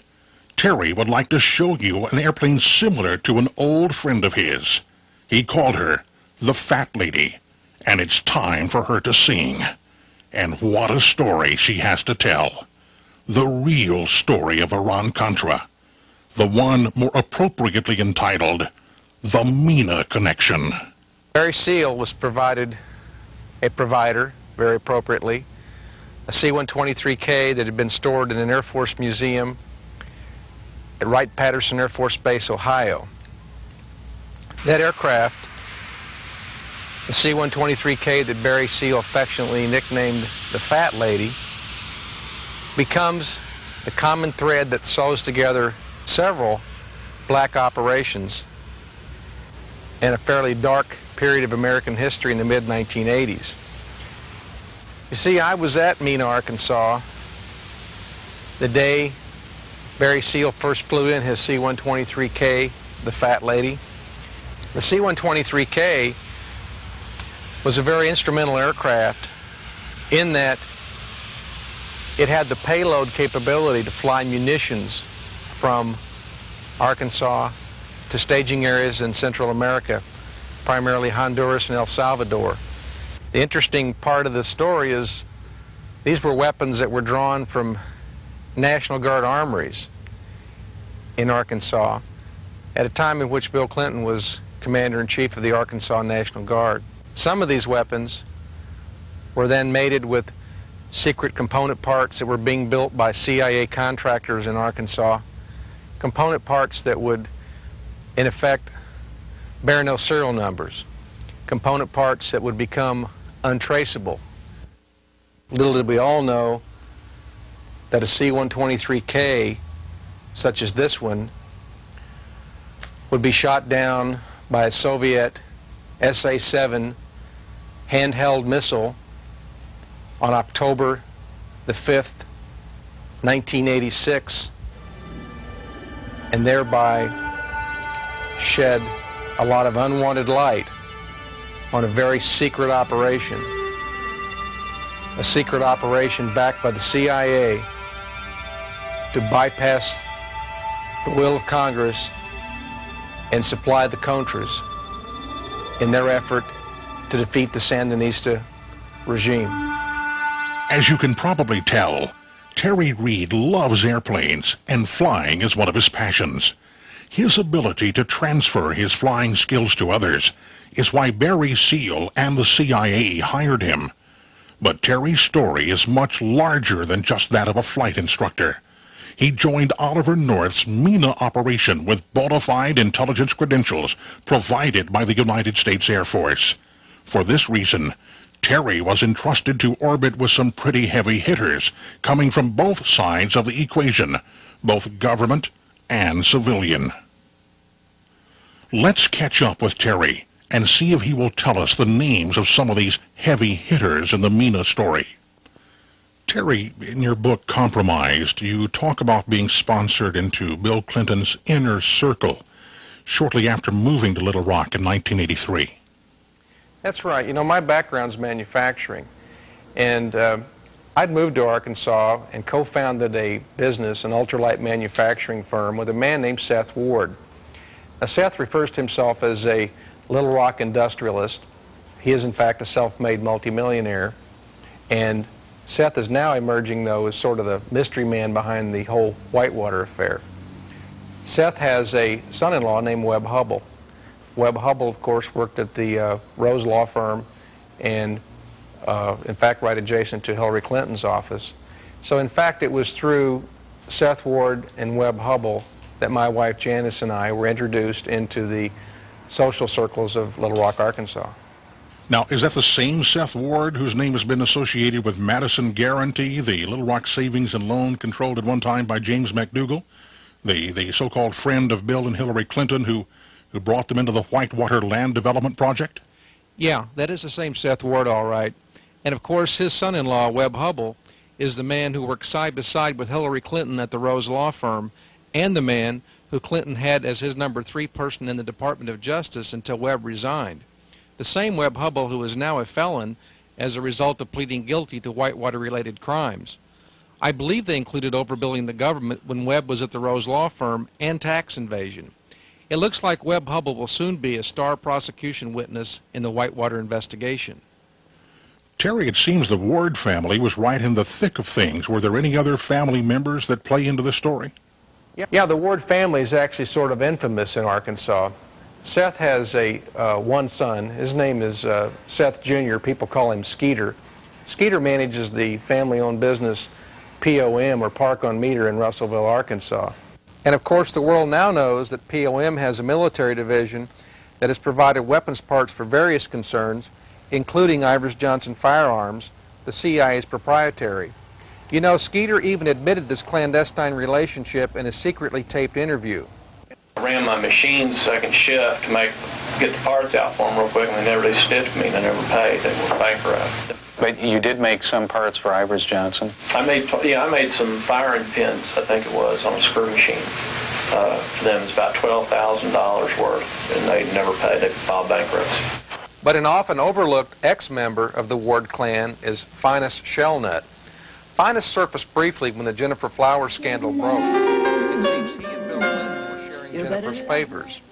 But when I met Finus in 1983, he was married to Seth Ward's youngest daughter, and it was Finus who worked for a bond trader named Dan Lassiter. Dan Lassiter?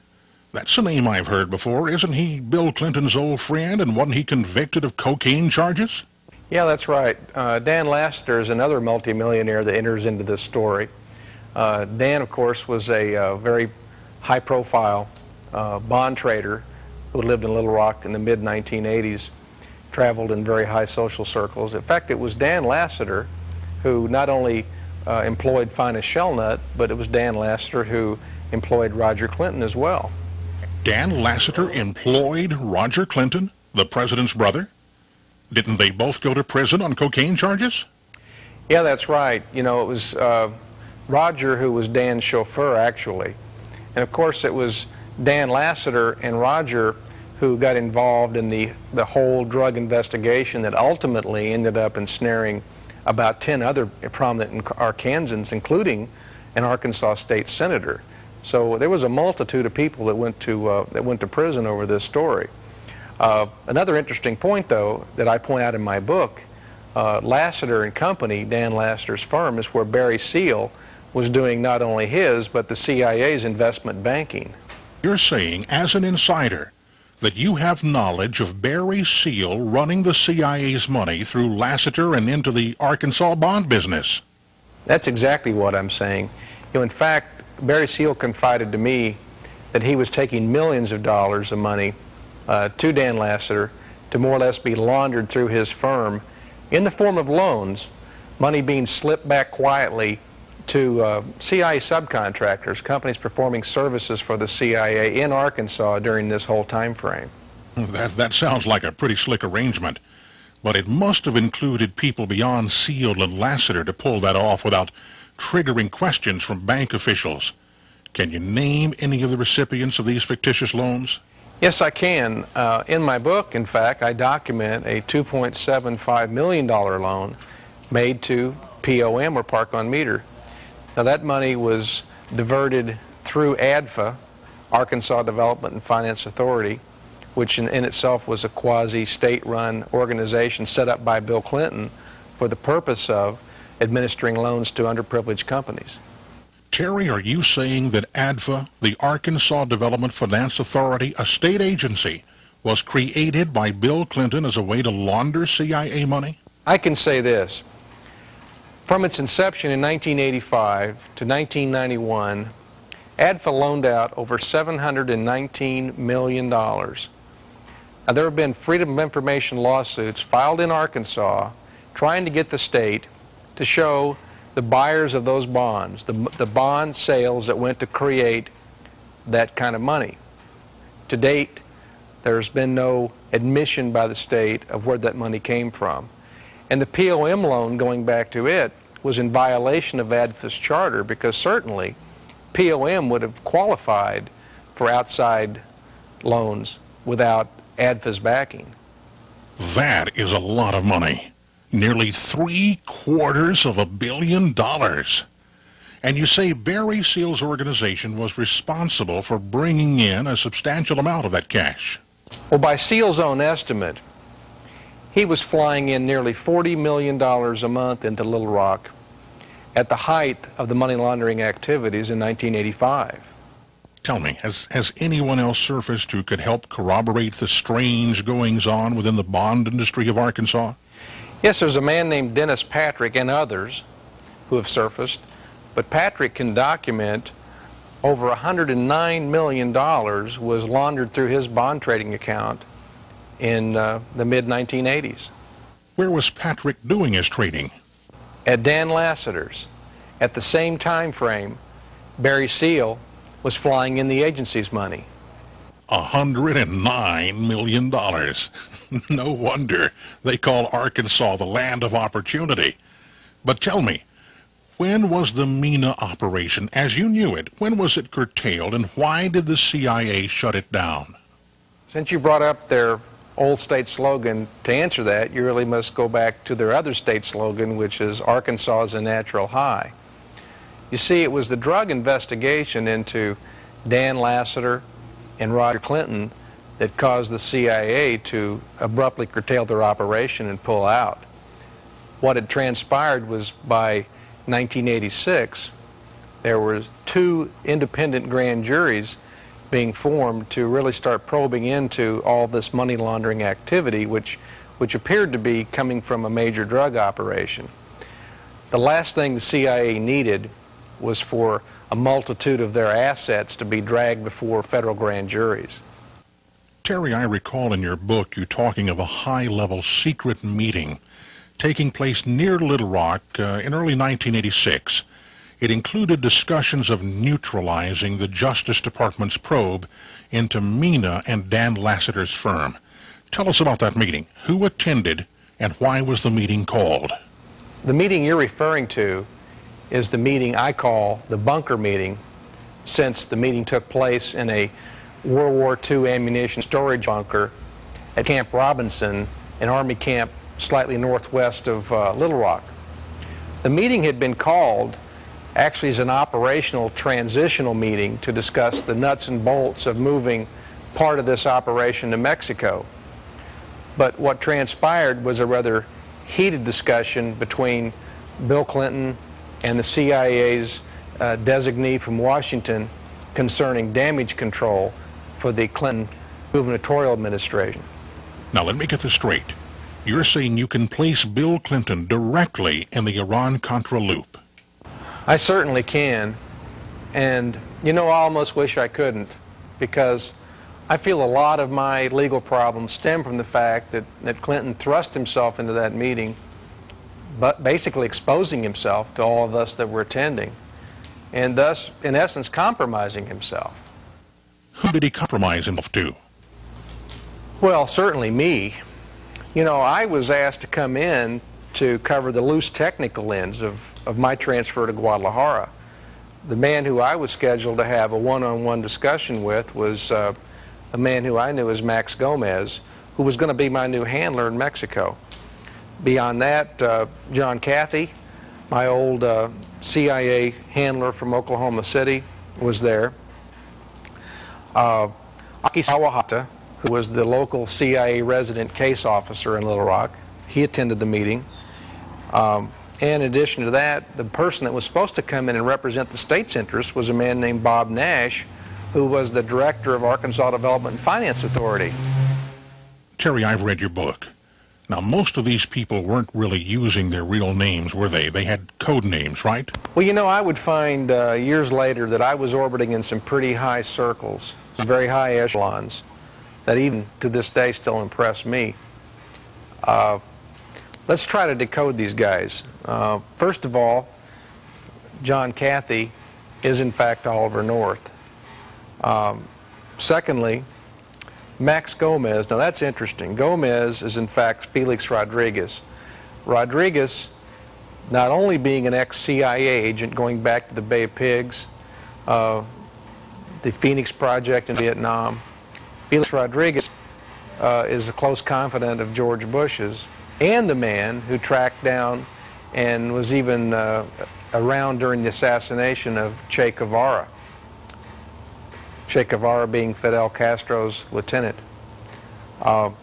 Beyond that, we had Aki Sawahata, still a mystery man to me.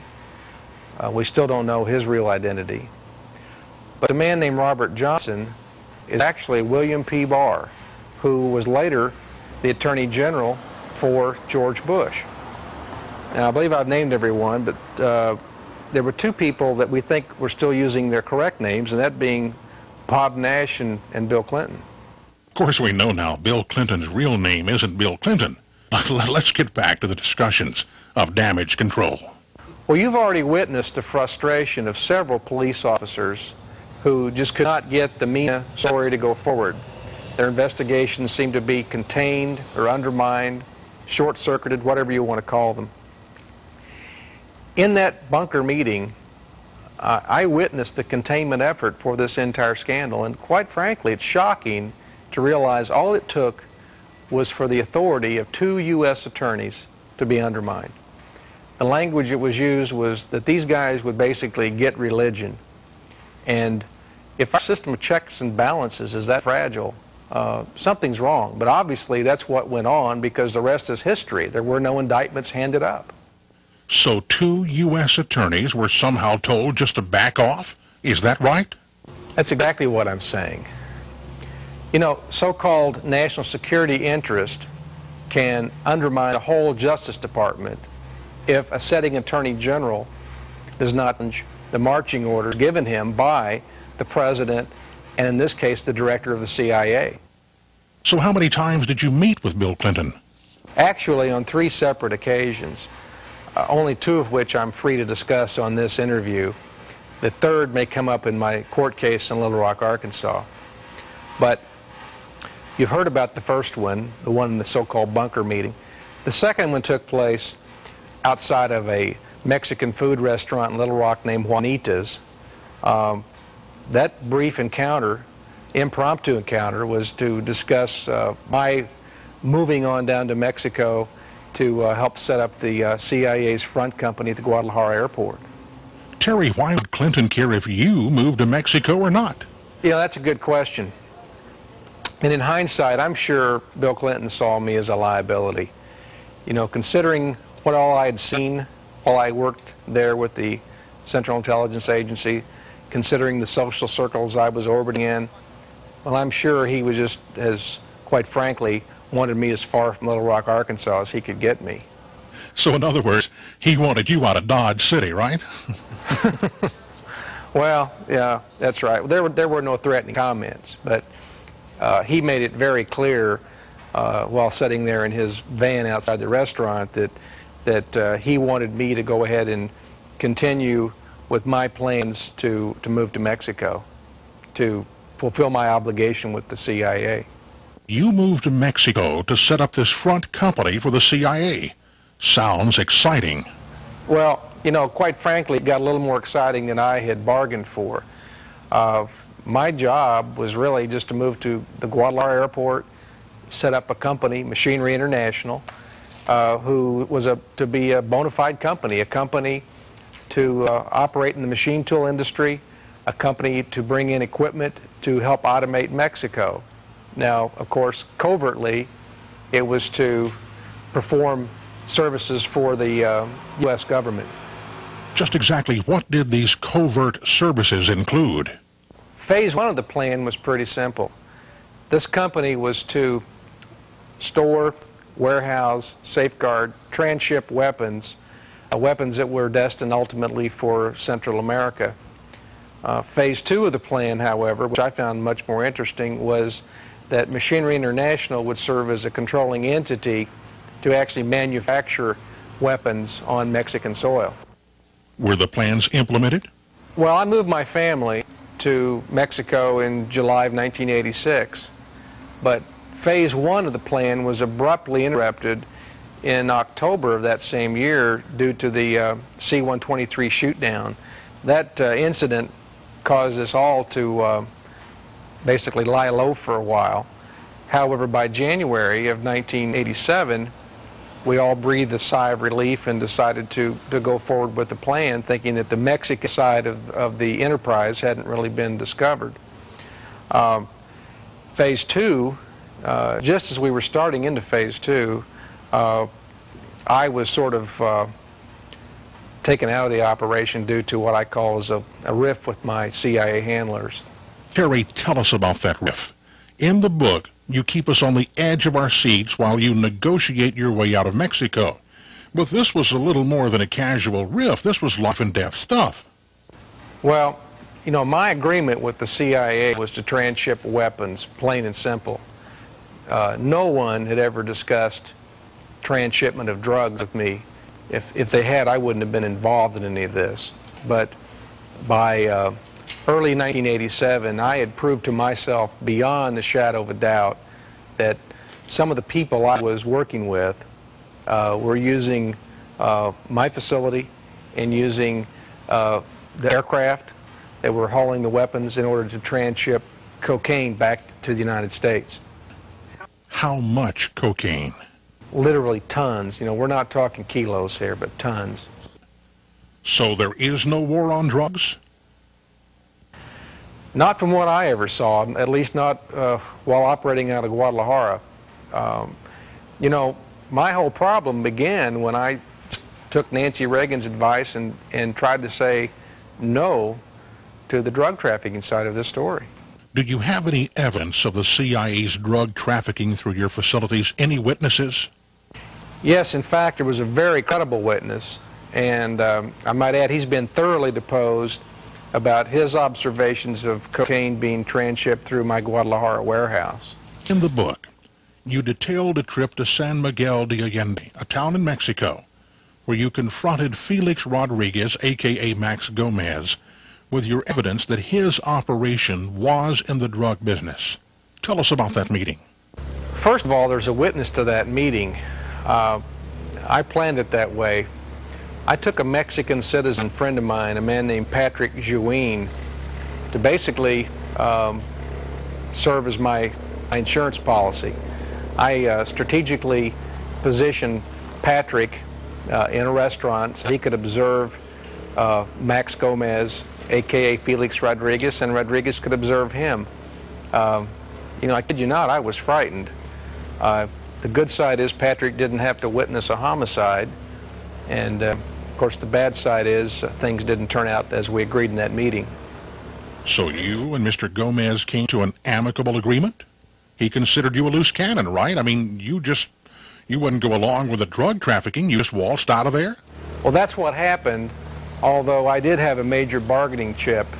I was in possession of evidence that concretely proved that cocaine had been transshipped through my warehouse by CIA people. What kind of concrete evidence? Well, I had samples of shipment that I had found in my warehouse in Guadalajara, July 5th, 1987. You see, I had had the wherewithal to safeguard a few kilos just to be used as evidence, seeing as how my handlers kept complaining I lacked concrete evidence. It was mutually agreed upon that I didn't have what it took to be a CIA agent, and I should probably leave Mexico. So eventually it was agreed upon that my wife and I and our 3 sons could travel back to the U.S. unharmed. But you were double-crossed, weren't you? I mean, you do say in the book you found out you weren't dealing with honorable men. Correct. And that's where this story gets real personal and real scary.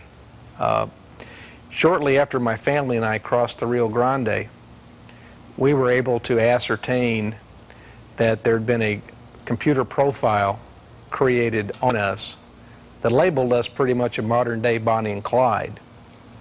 That profile showed us as being armed and dangerous. It said that we carried concealed weapons, had been known to use them in the past.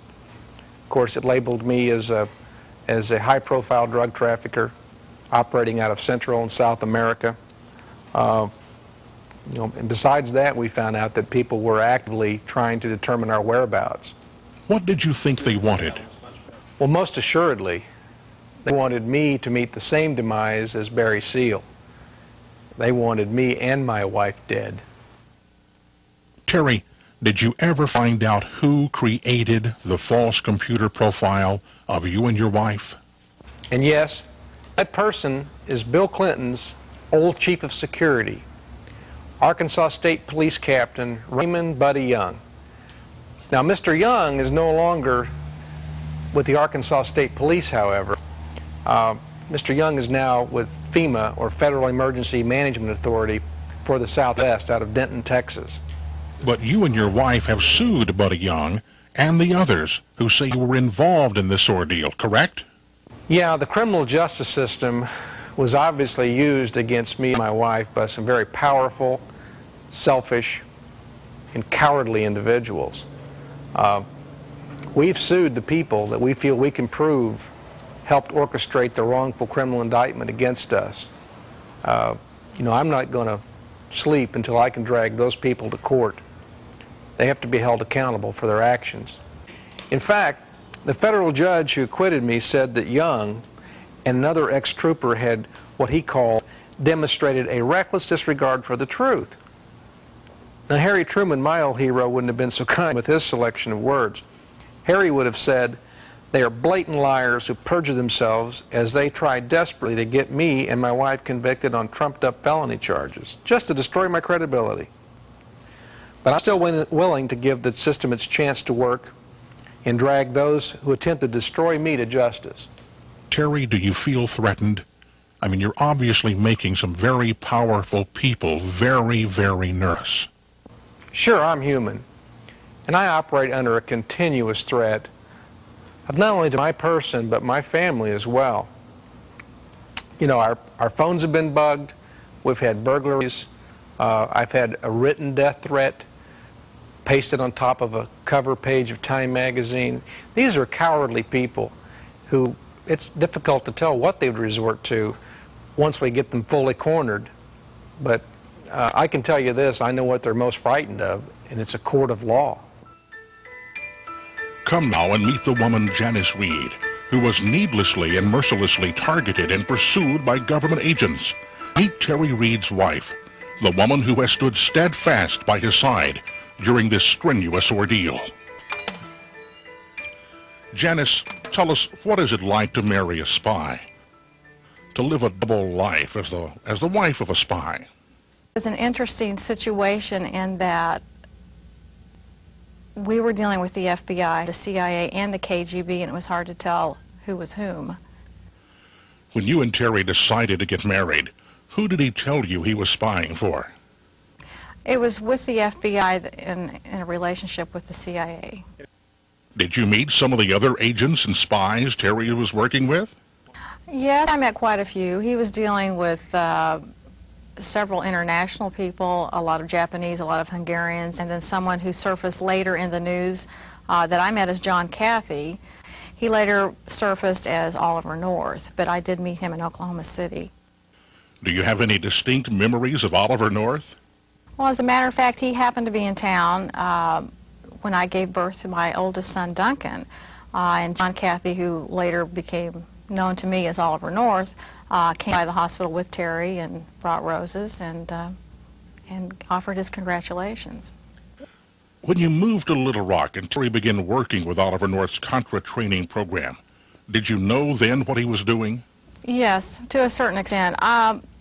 Peripherally, I knew what he was involved with. I preferred not to know all the details, and obviously he was not going to tell me all the details. What was his main job in the Barry SEAL operation? Ultimately ended up working in the Mena, Arkansas area, training Contra pilots.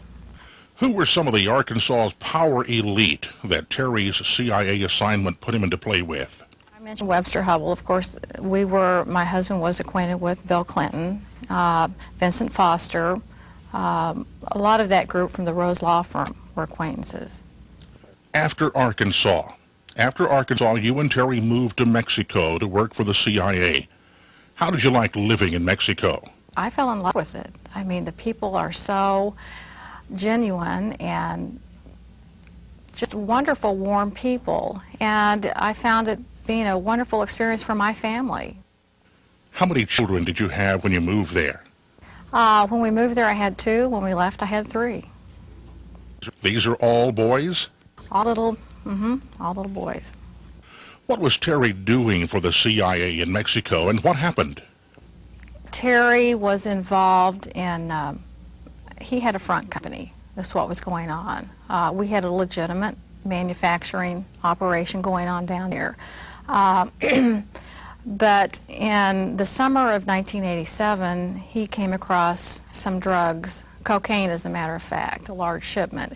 And once he became aware of that and I became aware of that, we decided this is not what we're down here for. We were being used and we just wanted away from it.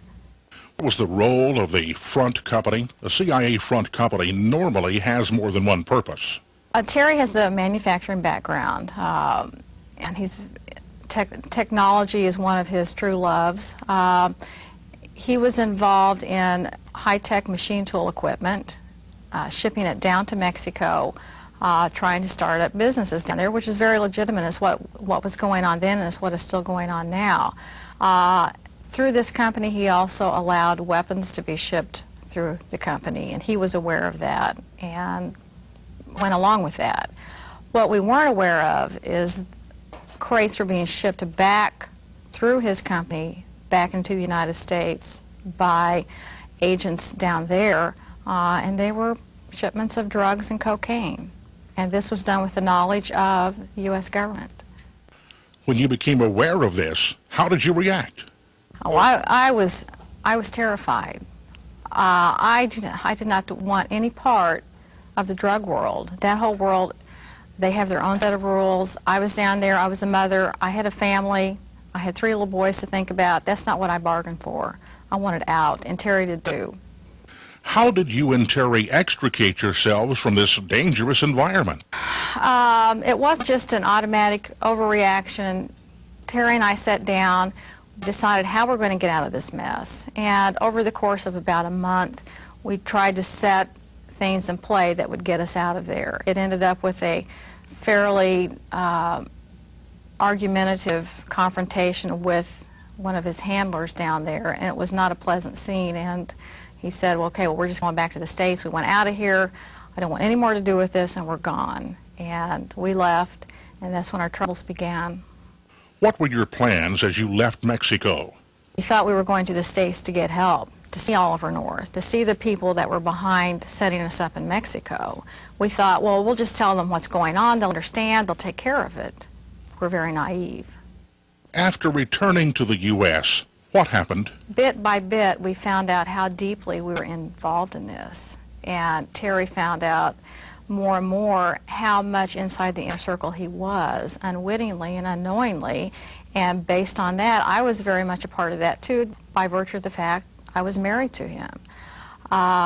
Once we got back to the States, we found out our parents were getting phone calls, suspicious phone calls, wanting to know our whereabouts. When agents started showing up at the doorstep of my mother-in-law and my parents saying they were looking for us, we got the message real fast that this was not going to be fun. So you were being painted as drug traffickers and agents of the U.S. government were looking for you? They went to my sister, they went to my mother, they went to my father, they went to Terry's 72-year-old mother and threatened. They threatened family members saying, you turn over your children, tell us where they are. If you don't, you're in trouble with the law too, and you can be incarcerated. When we were dealing with that, with our elderly parents, seeing them being threatened, we knew this was for real, and they weren't going to be understanding. They were after us. What did you do then? At that point in time, we decided we're going to take off. We're going to run because obviously they were not being reasonable. They did not want to hear our side of the story. How does it feel to be pursued by government agents when you've done nothing wrong? But during the course of this, when I realized I had no one to turn to, I had no place to go. I was a citizen wronged, but where could I go? The people I felt I should be able to go to were the people that were after me. The level of despair when I realized that, like, I am a person without a country, that was something that was very difficult to deal with. So you and Terry fled for your lives. Yes, in fact, we had a motorhome and 3 little boys and a German Shepherd dog, and we took off, not having any idea where we were headed. Initially, we had felt that there was someone in Washington that was going to help us, but we soon came to learn we were being double-crossed. We had no idea. Nothing can prepare you for this sort of shock. How do you feel? My husband is a very patriotic person, as well as I am, and the fact that we thought we were doing the right thing and helping our government, helping our country, and then to have this happen, I can't tell you what it does to you as a human being. The trauma and the shock and the despair one feels, and the loneliness, thinking it's just us out here being chased. What was your loneliest moment? During the course of all this, when all this came about, my father had a stroke. I was there at the hospital with him when all this came down on us. I had to leave in the middle of the night with my family, and I had to make a decision. If I leave my father now, I may never see him again, but I also have 3 children that are depending on me, and someone is wanting to take me away from them.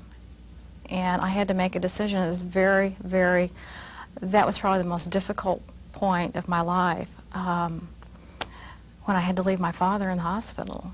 I felt very alone, and the despair was almost more than I could imagine and bear.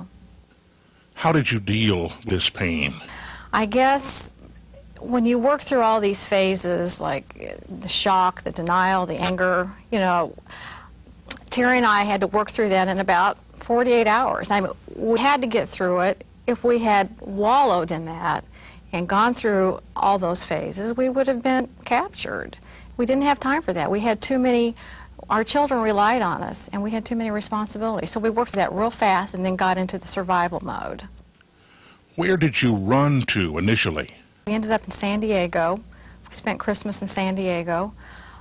We thought that's right near the border, and Terry's thought was that's the last place that the Reeds would go. That would be a stupid place to hang out, is at the border. They might be combing the borders. So do the unexpected. I mean, he had years of intelligence training, and you know, in that facet of this whole saga. I mean, he relied on his training, and it saved us. Janice, what sticks in your mind about that period of your life? It was just the feeling of despair I had that Christmas, knowing I was a wanted fugitive, and watching everyone around in the Christmas spirit, all the families singing, caroling, watching the Christmas specials. I felt I had so much pain that Christmas, but I made a true attempt to keep up a facade for the children, you know, trying to sing carols with them, make Christmas ornaments. You know, it was just, it was all, I felt like remote control. I was just a robot going through the motions, but the pain, that was my worst Christmas ever. How old were your children that Christmas? Baxter was a baby. He was 6 months old. Elliot was 2.5, and Duncan had just turned 5. Did you do anything else in San Diego besides celebrate a tense Christmas? Well, not knowing what was going on within the national computer system or the law enforcement system, we definitely were not comfortable being Terry and Janet Reed. We spent the time in San Diego establishing a corporation, establishing new identities, and once we had that taken care of, we were a little more comfortable leaving. We definitely did not want to stay there for any length of time, and we felt more comfortable being removed from our previous persons, Terry and Janice Reed. Where did you go then? We left San Diego and eventually ended up in Maine, which is about as far as we could drive. As you wandered around America, how did you control your fear and your anxiety? Yeah, I had to focus on one day at a time, and that was as a mother, as a school teacher. It was not as a fugitive from our government, and that's what kept me going.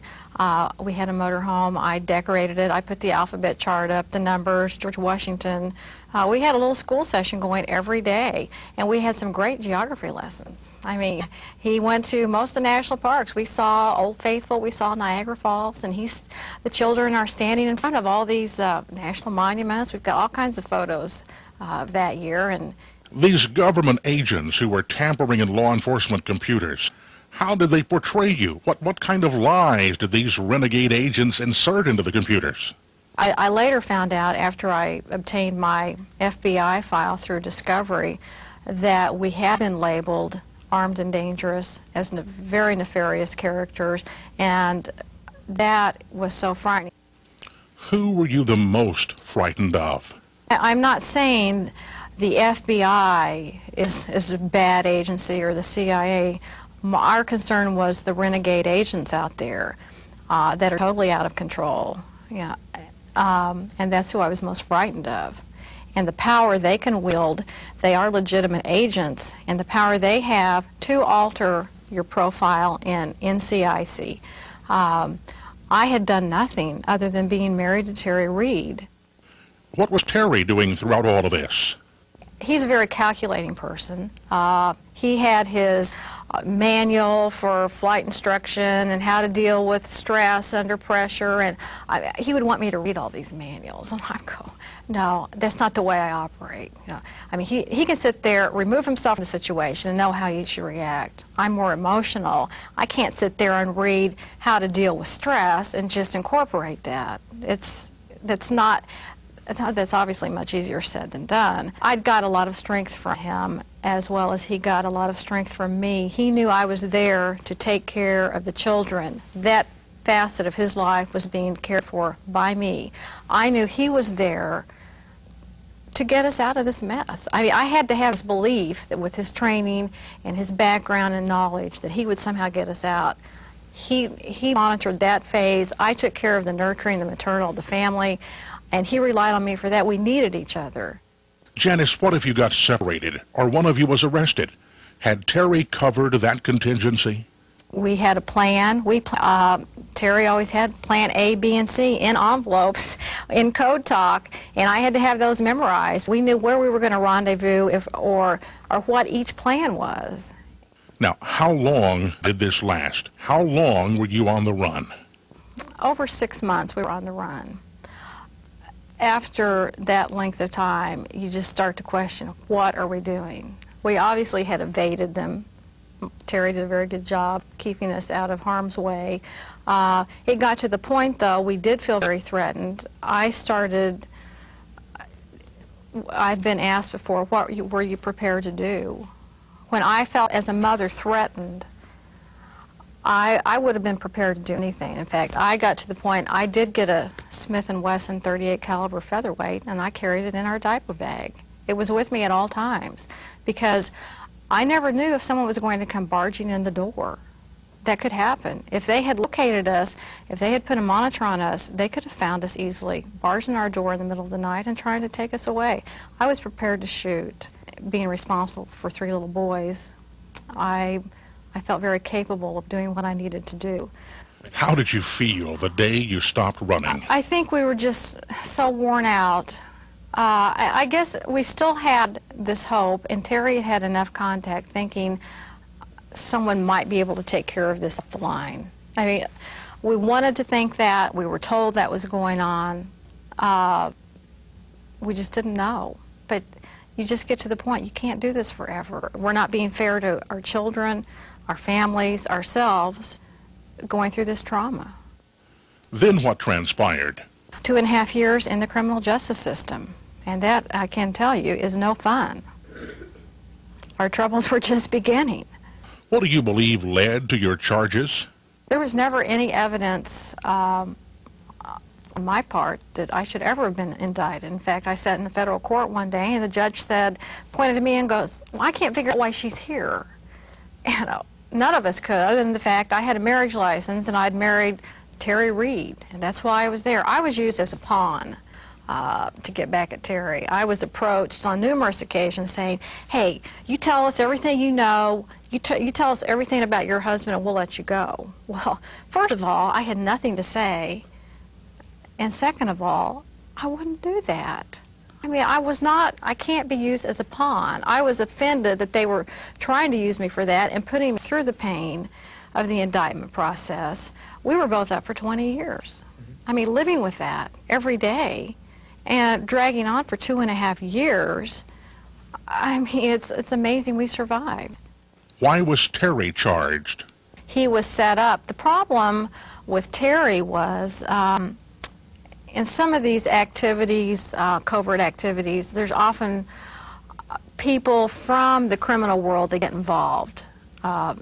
CIA, FBI, they like to use drug smugglers or former criminals or pilots that have a record because, you know, they're compromised. Terry had no record. I mean, he had a squeaky clean background, so, you know, they need something to set him up with, which is what happened. Was it a nightmare being in the criminal justice system? Yes, as a matter of fact, being involved in the criminal justice system for as long as we were was a rude awakening. I found out that justice is not out there unless you have a whole lot of money. I hate to say that, but we were forced to liquidate everything we had. We had a little money at the time. That was all depleted immediately. We were forced to get 2 different attorneys, which, because of conflict, they tried to turn me against him.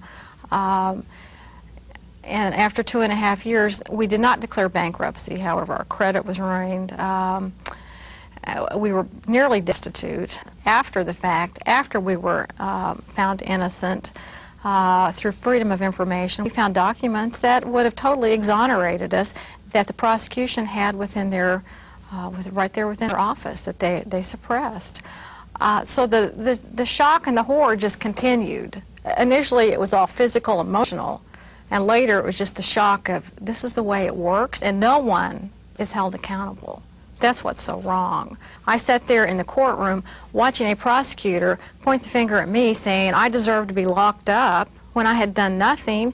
I was found innocent. Terry was found innocent. We walked out of the courtroom that day. It's like, adios. It's been nice. It's like there's no restitution. Our lives were destroyed. Financially and emotionally, we were just devastated. It's like, sorry, I guess we made a mistake. But they don't even say that. You know, you walk out with a piece of paper, not guilty. goodbye. Our system is out of control. There is no check and balance, and that's what's frightening. Janice, do you feel this is the way the system has always worked, or have things changed?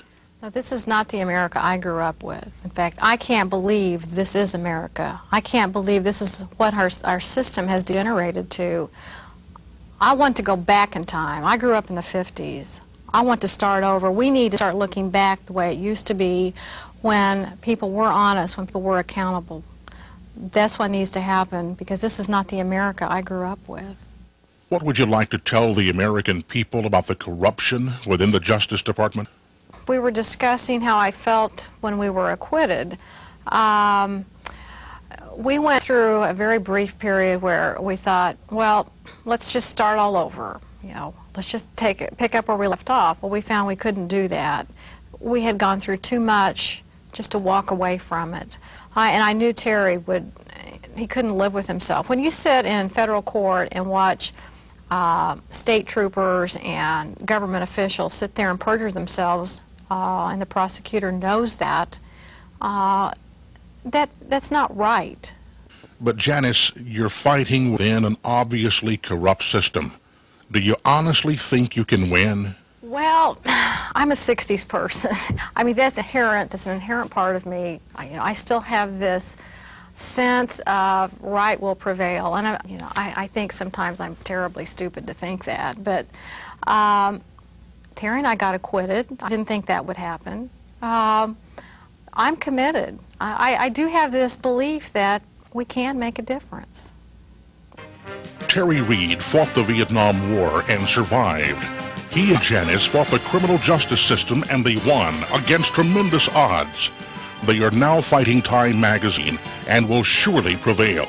And to show you just how vindictive Time magazine became when they pulled out the stops to help get Bill Clinton elected, listen to the following taped conversation between Time reporter Richard Behar and Toshiba machine tool executive Takashi Osato. Can I ask you something? Yeah. Terry says that he did some intelligence work. Yes. For the FBI. For FBI? The FBI? When he was working with Toshiba. What? Yeah. I don't know what he means.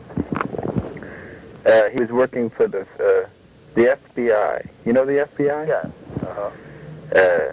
Trying to find out how machinery is going from Japan to America.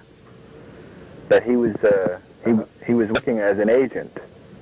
Oh, really? For the FBI. I didn't know that. I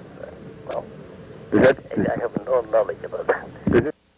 In that conversation, Behar irresponsibly and for no apparent reason blew Terry Reed's cover as a spy. Up until that point, the Japanese machine tool community knew nothing about Terry's work with the U.S. government. Terry is now a marked man and considered a traitor by the Japanese. As Terry said earlier, desperate people can be very dangerous when cornered, especially wealthy and influential desperate people. Betsy Wright, Bill Clinton's personal friend and chief of staff for all the years he was governor, is now in Washington as one of the most influential and expensive lobbyists, exploiting and selling her relationship with the Clintons. Wright is attacking the credibility of both Terry and his book in such a below-the-belt manner that it's difficult to defend oneself. From the following comments, it's clear to see the Clintons and their machine have some tricks up their sleeves. The book is so false as to be laughable. I mean, this man's fantasy level probably qualifies him for some kind of institutionalization. I pass mentally ill people on the streets and wonder if it's Terry Reed. This is pathetic, this person. Terry Reed and his wife, Janice, have been fighting a long, lonely battle for over 4 years, attempting to not only bring these men to justice, but to also unearth the Mena-Iran-Contra connection. They're convinced that the American public has a right to the truth. They feel they are defending the Constitution of the United States of America, and that this country should never resort to drug trafficking to finance secret foreign policy. Their crusade could shed some much-needed light on a government out of control, to the extent that the Central Intelligence Agency is compromising the office of the President. The allegations there are of the most serious nature, involving allegations of high crimes in high places in Washington. They involve allegations that a C-123, C-130 operation, contract operation, was operating out of Mena Airport, transporting guns to Central America and returning drugs to Arkansas, and laundering money in Arkansas from the sale of those drugs. Beyond that, one has to wonder if the executive branch has devoured the judicial branch. Does the country still have a triangular balance of power between executive, legislative, and judicial? The Reed case has the potential to expose political prisoners rotting behind bars simply because they have become liabilities to corrupt politicians. It's shocking to believe that this great nation has resorted to gulags. Come now and meet the nucleus of the legal team the Reeds have assembled. These courageous lawyers will tell you firsthand the significance of the Reeds' constitutional rights case, a case that could revisit the Iran-Contra cover-up, a case that could possibly lead to the impeachment of a sitting president, and a battle that continues. Let's ask Robert Maloney, a man who has practiced law exclusively in federal court for over 14 years, what attracted him to the Reeds case. One of the things I discovered during a 2-year period I've been representing Terry and Jan was that it was much more than a run-of-the-mill civil rights case. It's about corruption. Corruption at the deepest levels of government. In 1986, when a C-123 transport plane under maintenance and ownership of the CIA was shot down over Nicaragua, people thought it was unbelievable that the CIA was running a covert operation in violation of the express wishes of the American public as contained in the Boland Amendments. That was unbelievable. But we've learned since then that it was just as true. People may find it unbelievable that certain elements of our own government are trafficking in narcotics, maybe for personal gain, maybe thinking that the ends justify the means, that what they're doing, dealing in drugs or using drugs to support their efforts, and in this case the Contra effort, was somehow legitimate.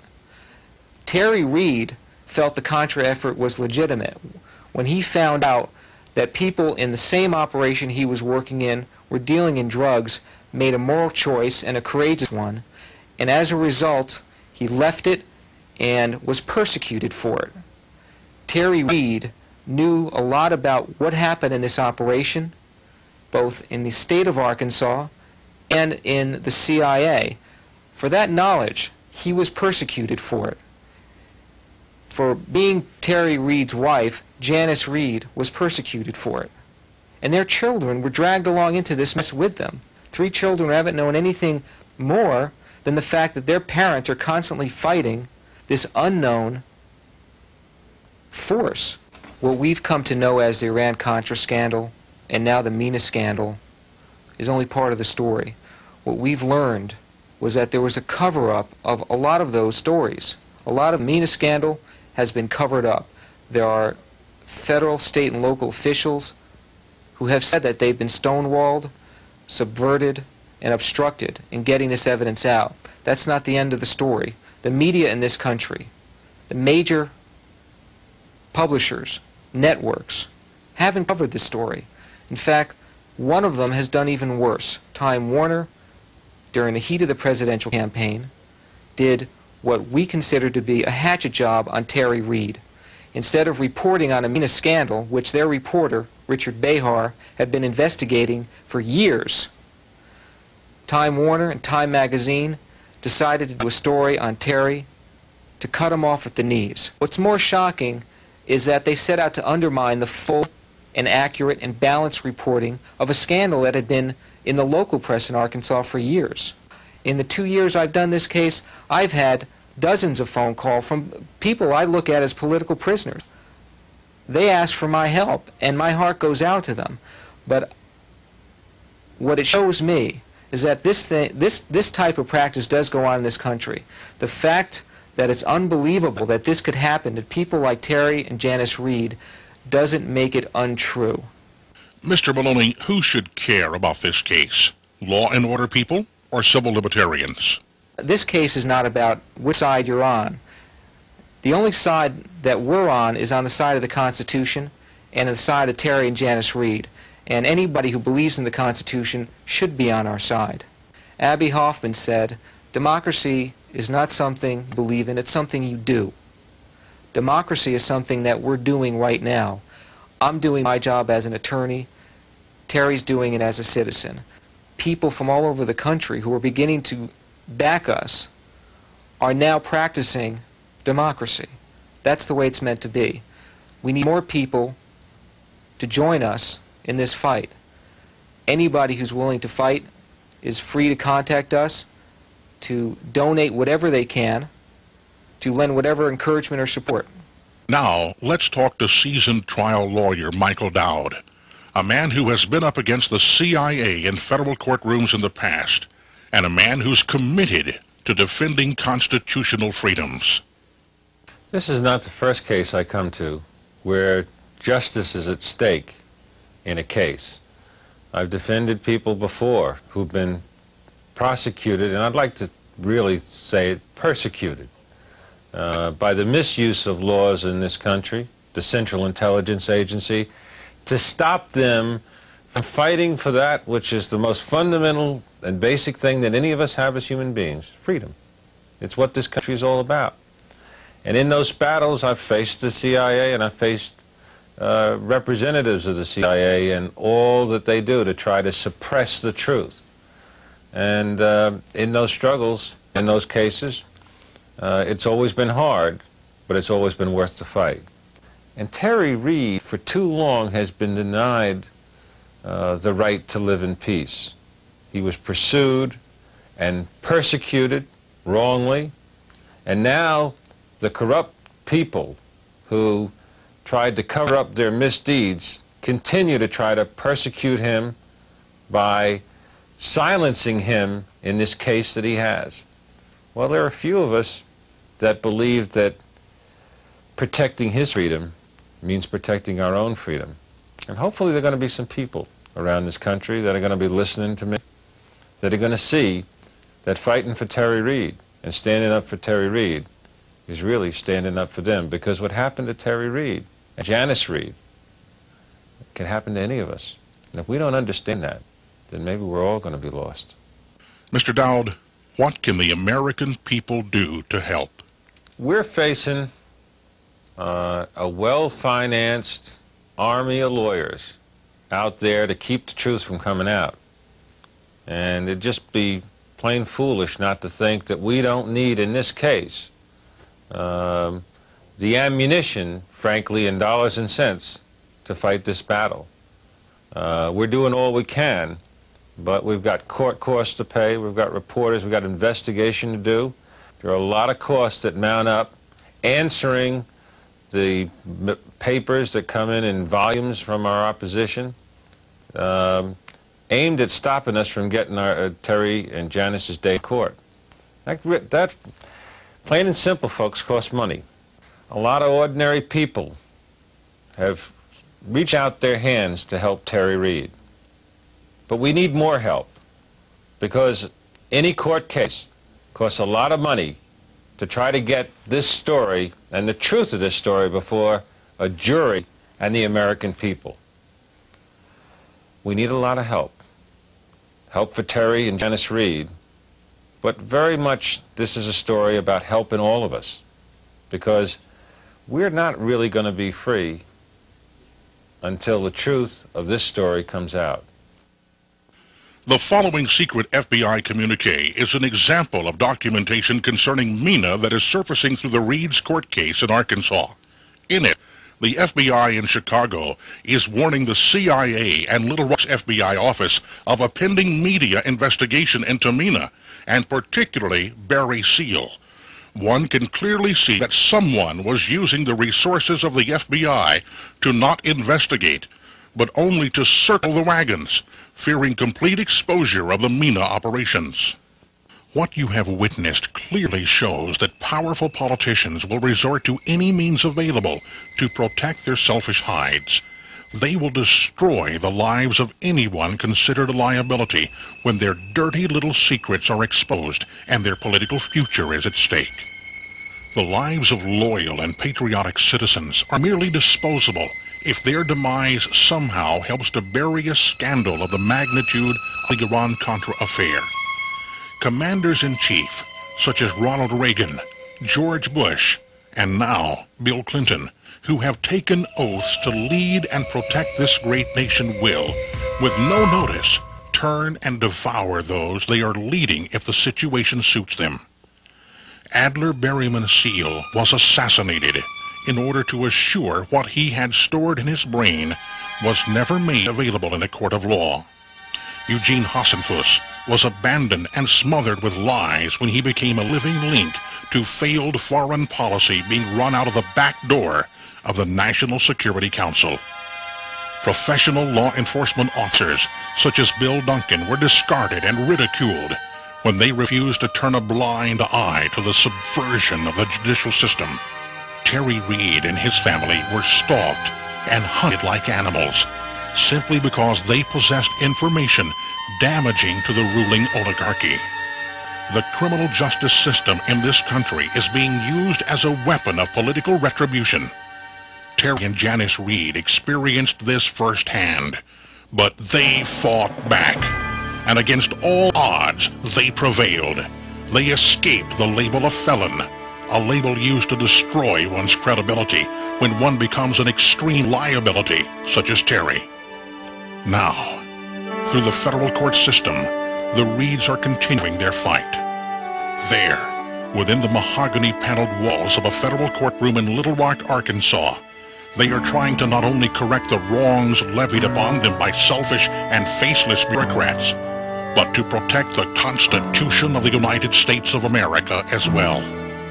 The Reids and their lawyers hope to leave behind a legacy of case law defining the punishment for those who attempt to discard, abandon, and destroy those who attempt to serve this country well. But the Reids are learning another ugly lesson. Our system of justice hinges on only one thing: money, not fairness nor truth. As the prominent trial lawyer Jerry Spence wrote, quoting Mr. Spence, although the government still gives lip service to the jury system and to our constitutional rights, trials have largely become public trappings to reinforce the myth that in America we are still free, end quote. There is nothing free about trying to right the wrongs brought about as the result of a manufactured crime and the resultant wrongful indictment. This is a capitalist society, and without money, there is no justice. Cases like the Reids scream to be heard. Sometimes they simply wither and die if not properly funded. As Spence also wrote, again quoting Mr. Spence, the small but important case, the new or novel case, the case of principle with little damage, the just but difficult case requiring the investment of large sums of money for witnesses and research, are all cases likely to be lost for want of a lawyer, leaving multitudes of just cases never to see the inside of a courtroom, end quote. Victory over drugs is our cause. No, they didn't tell me anything about it. They didn't say anything to me about it.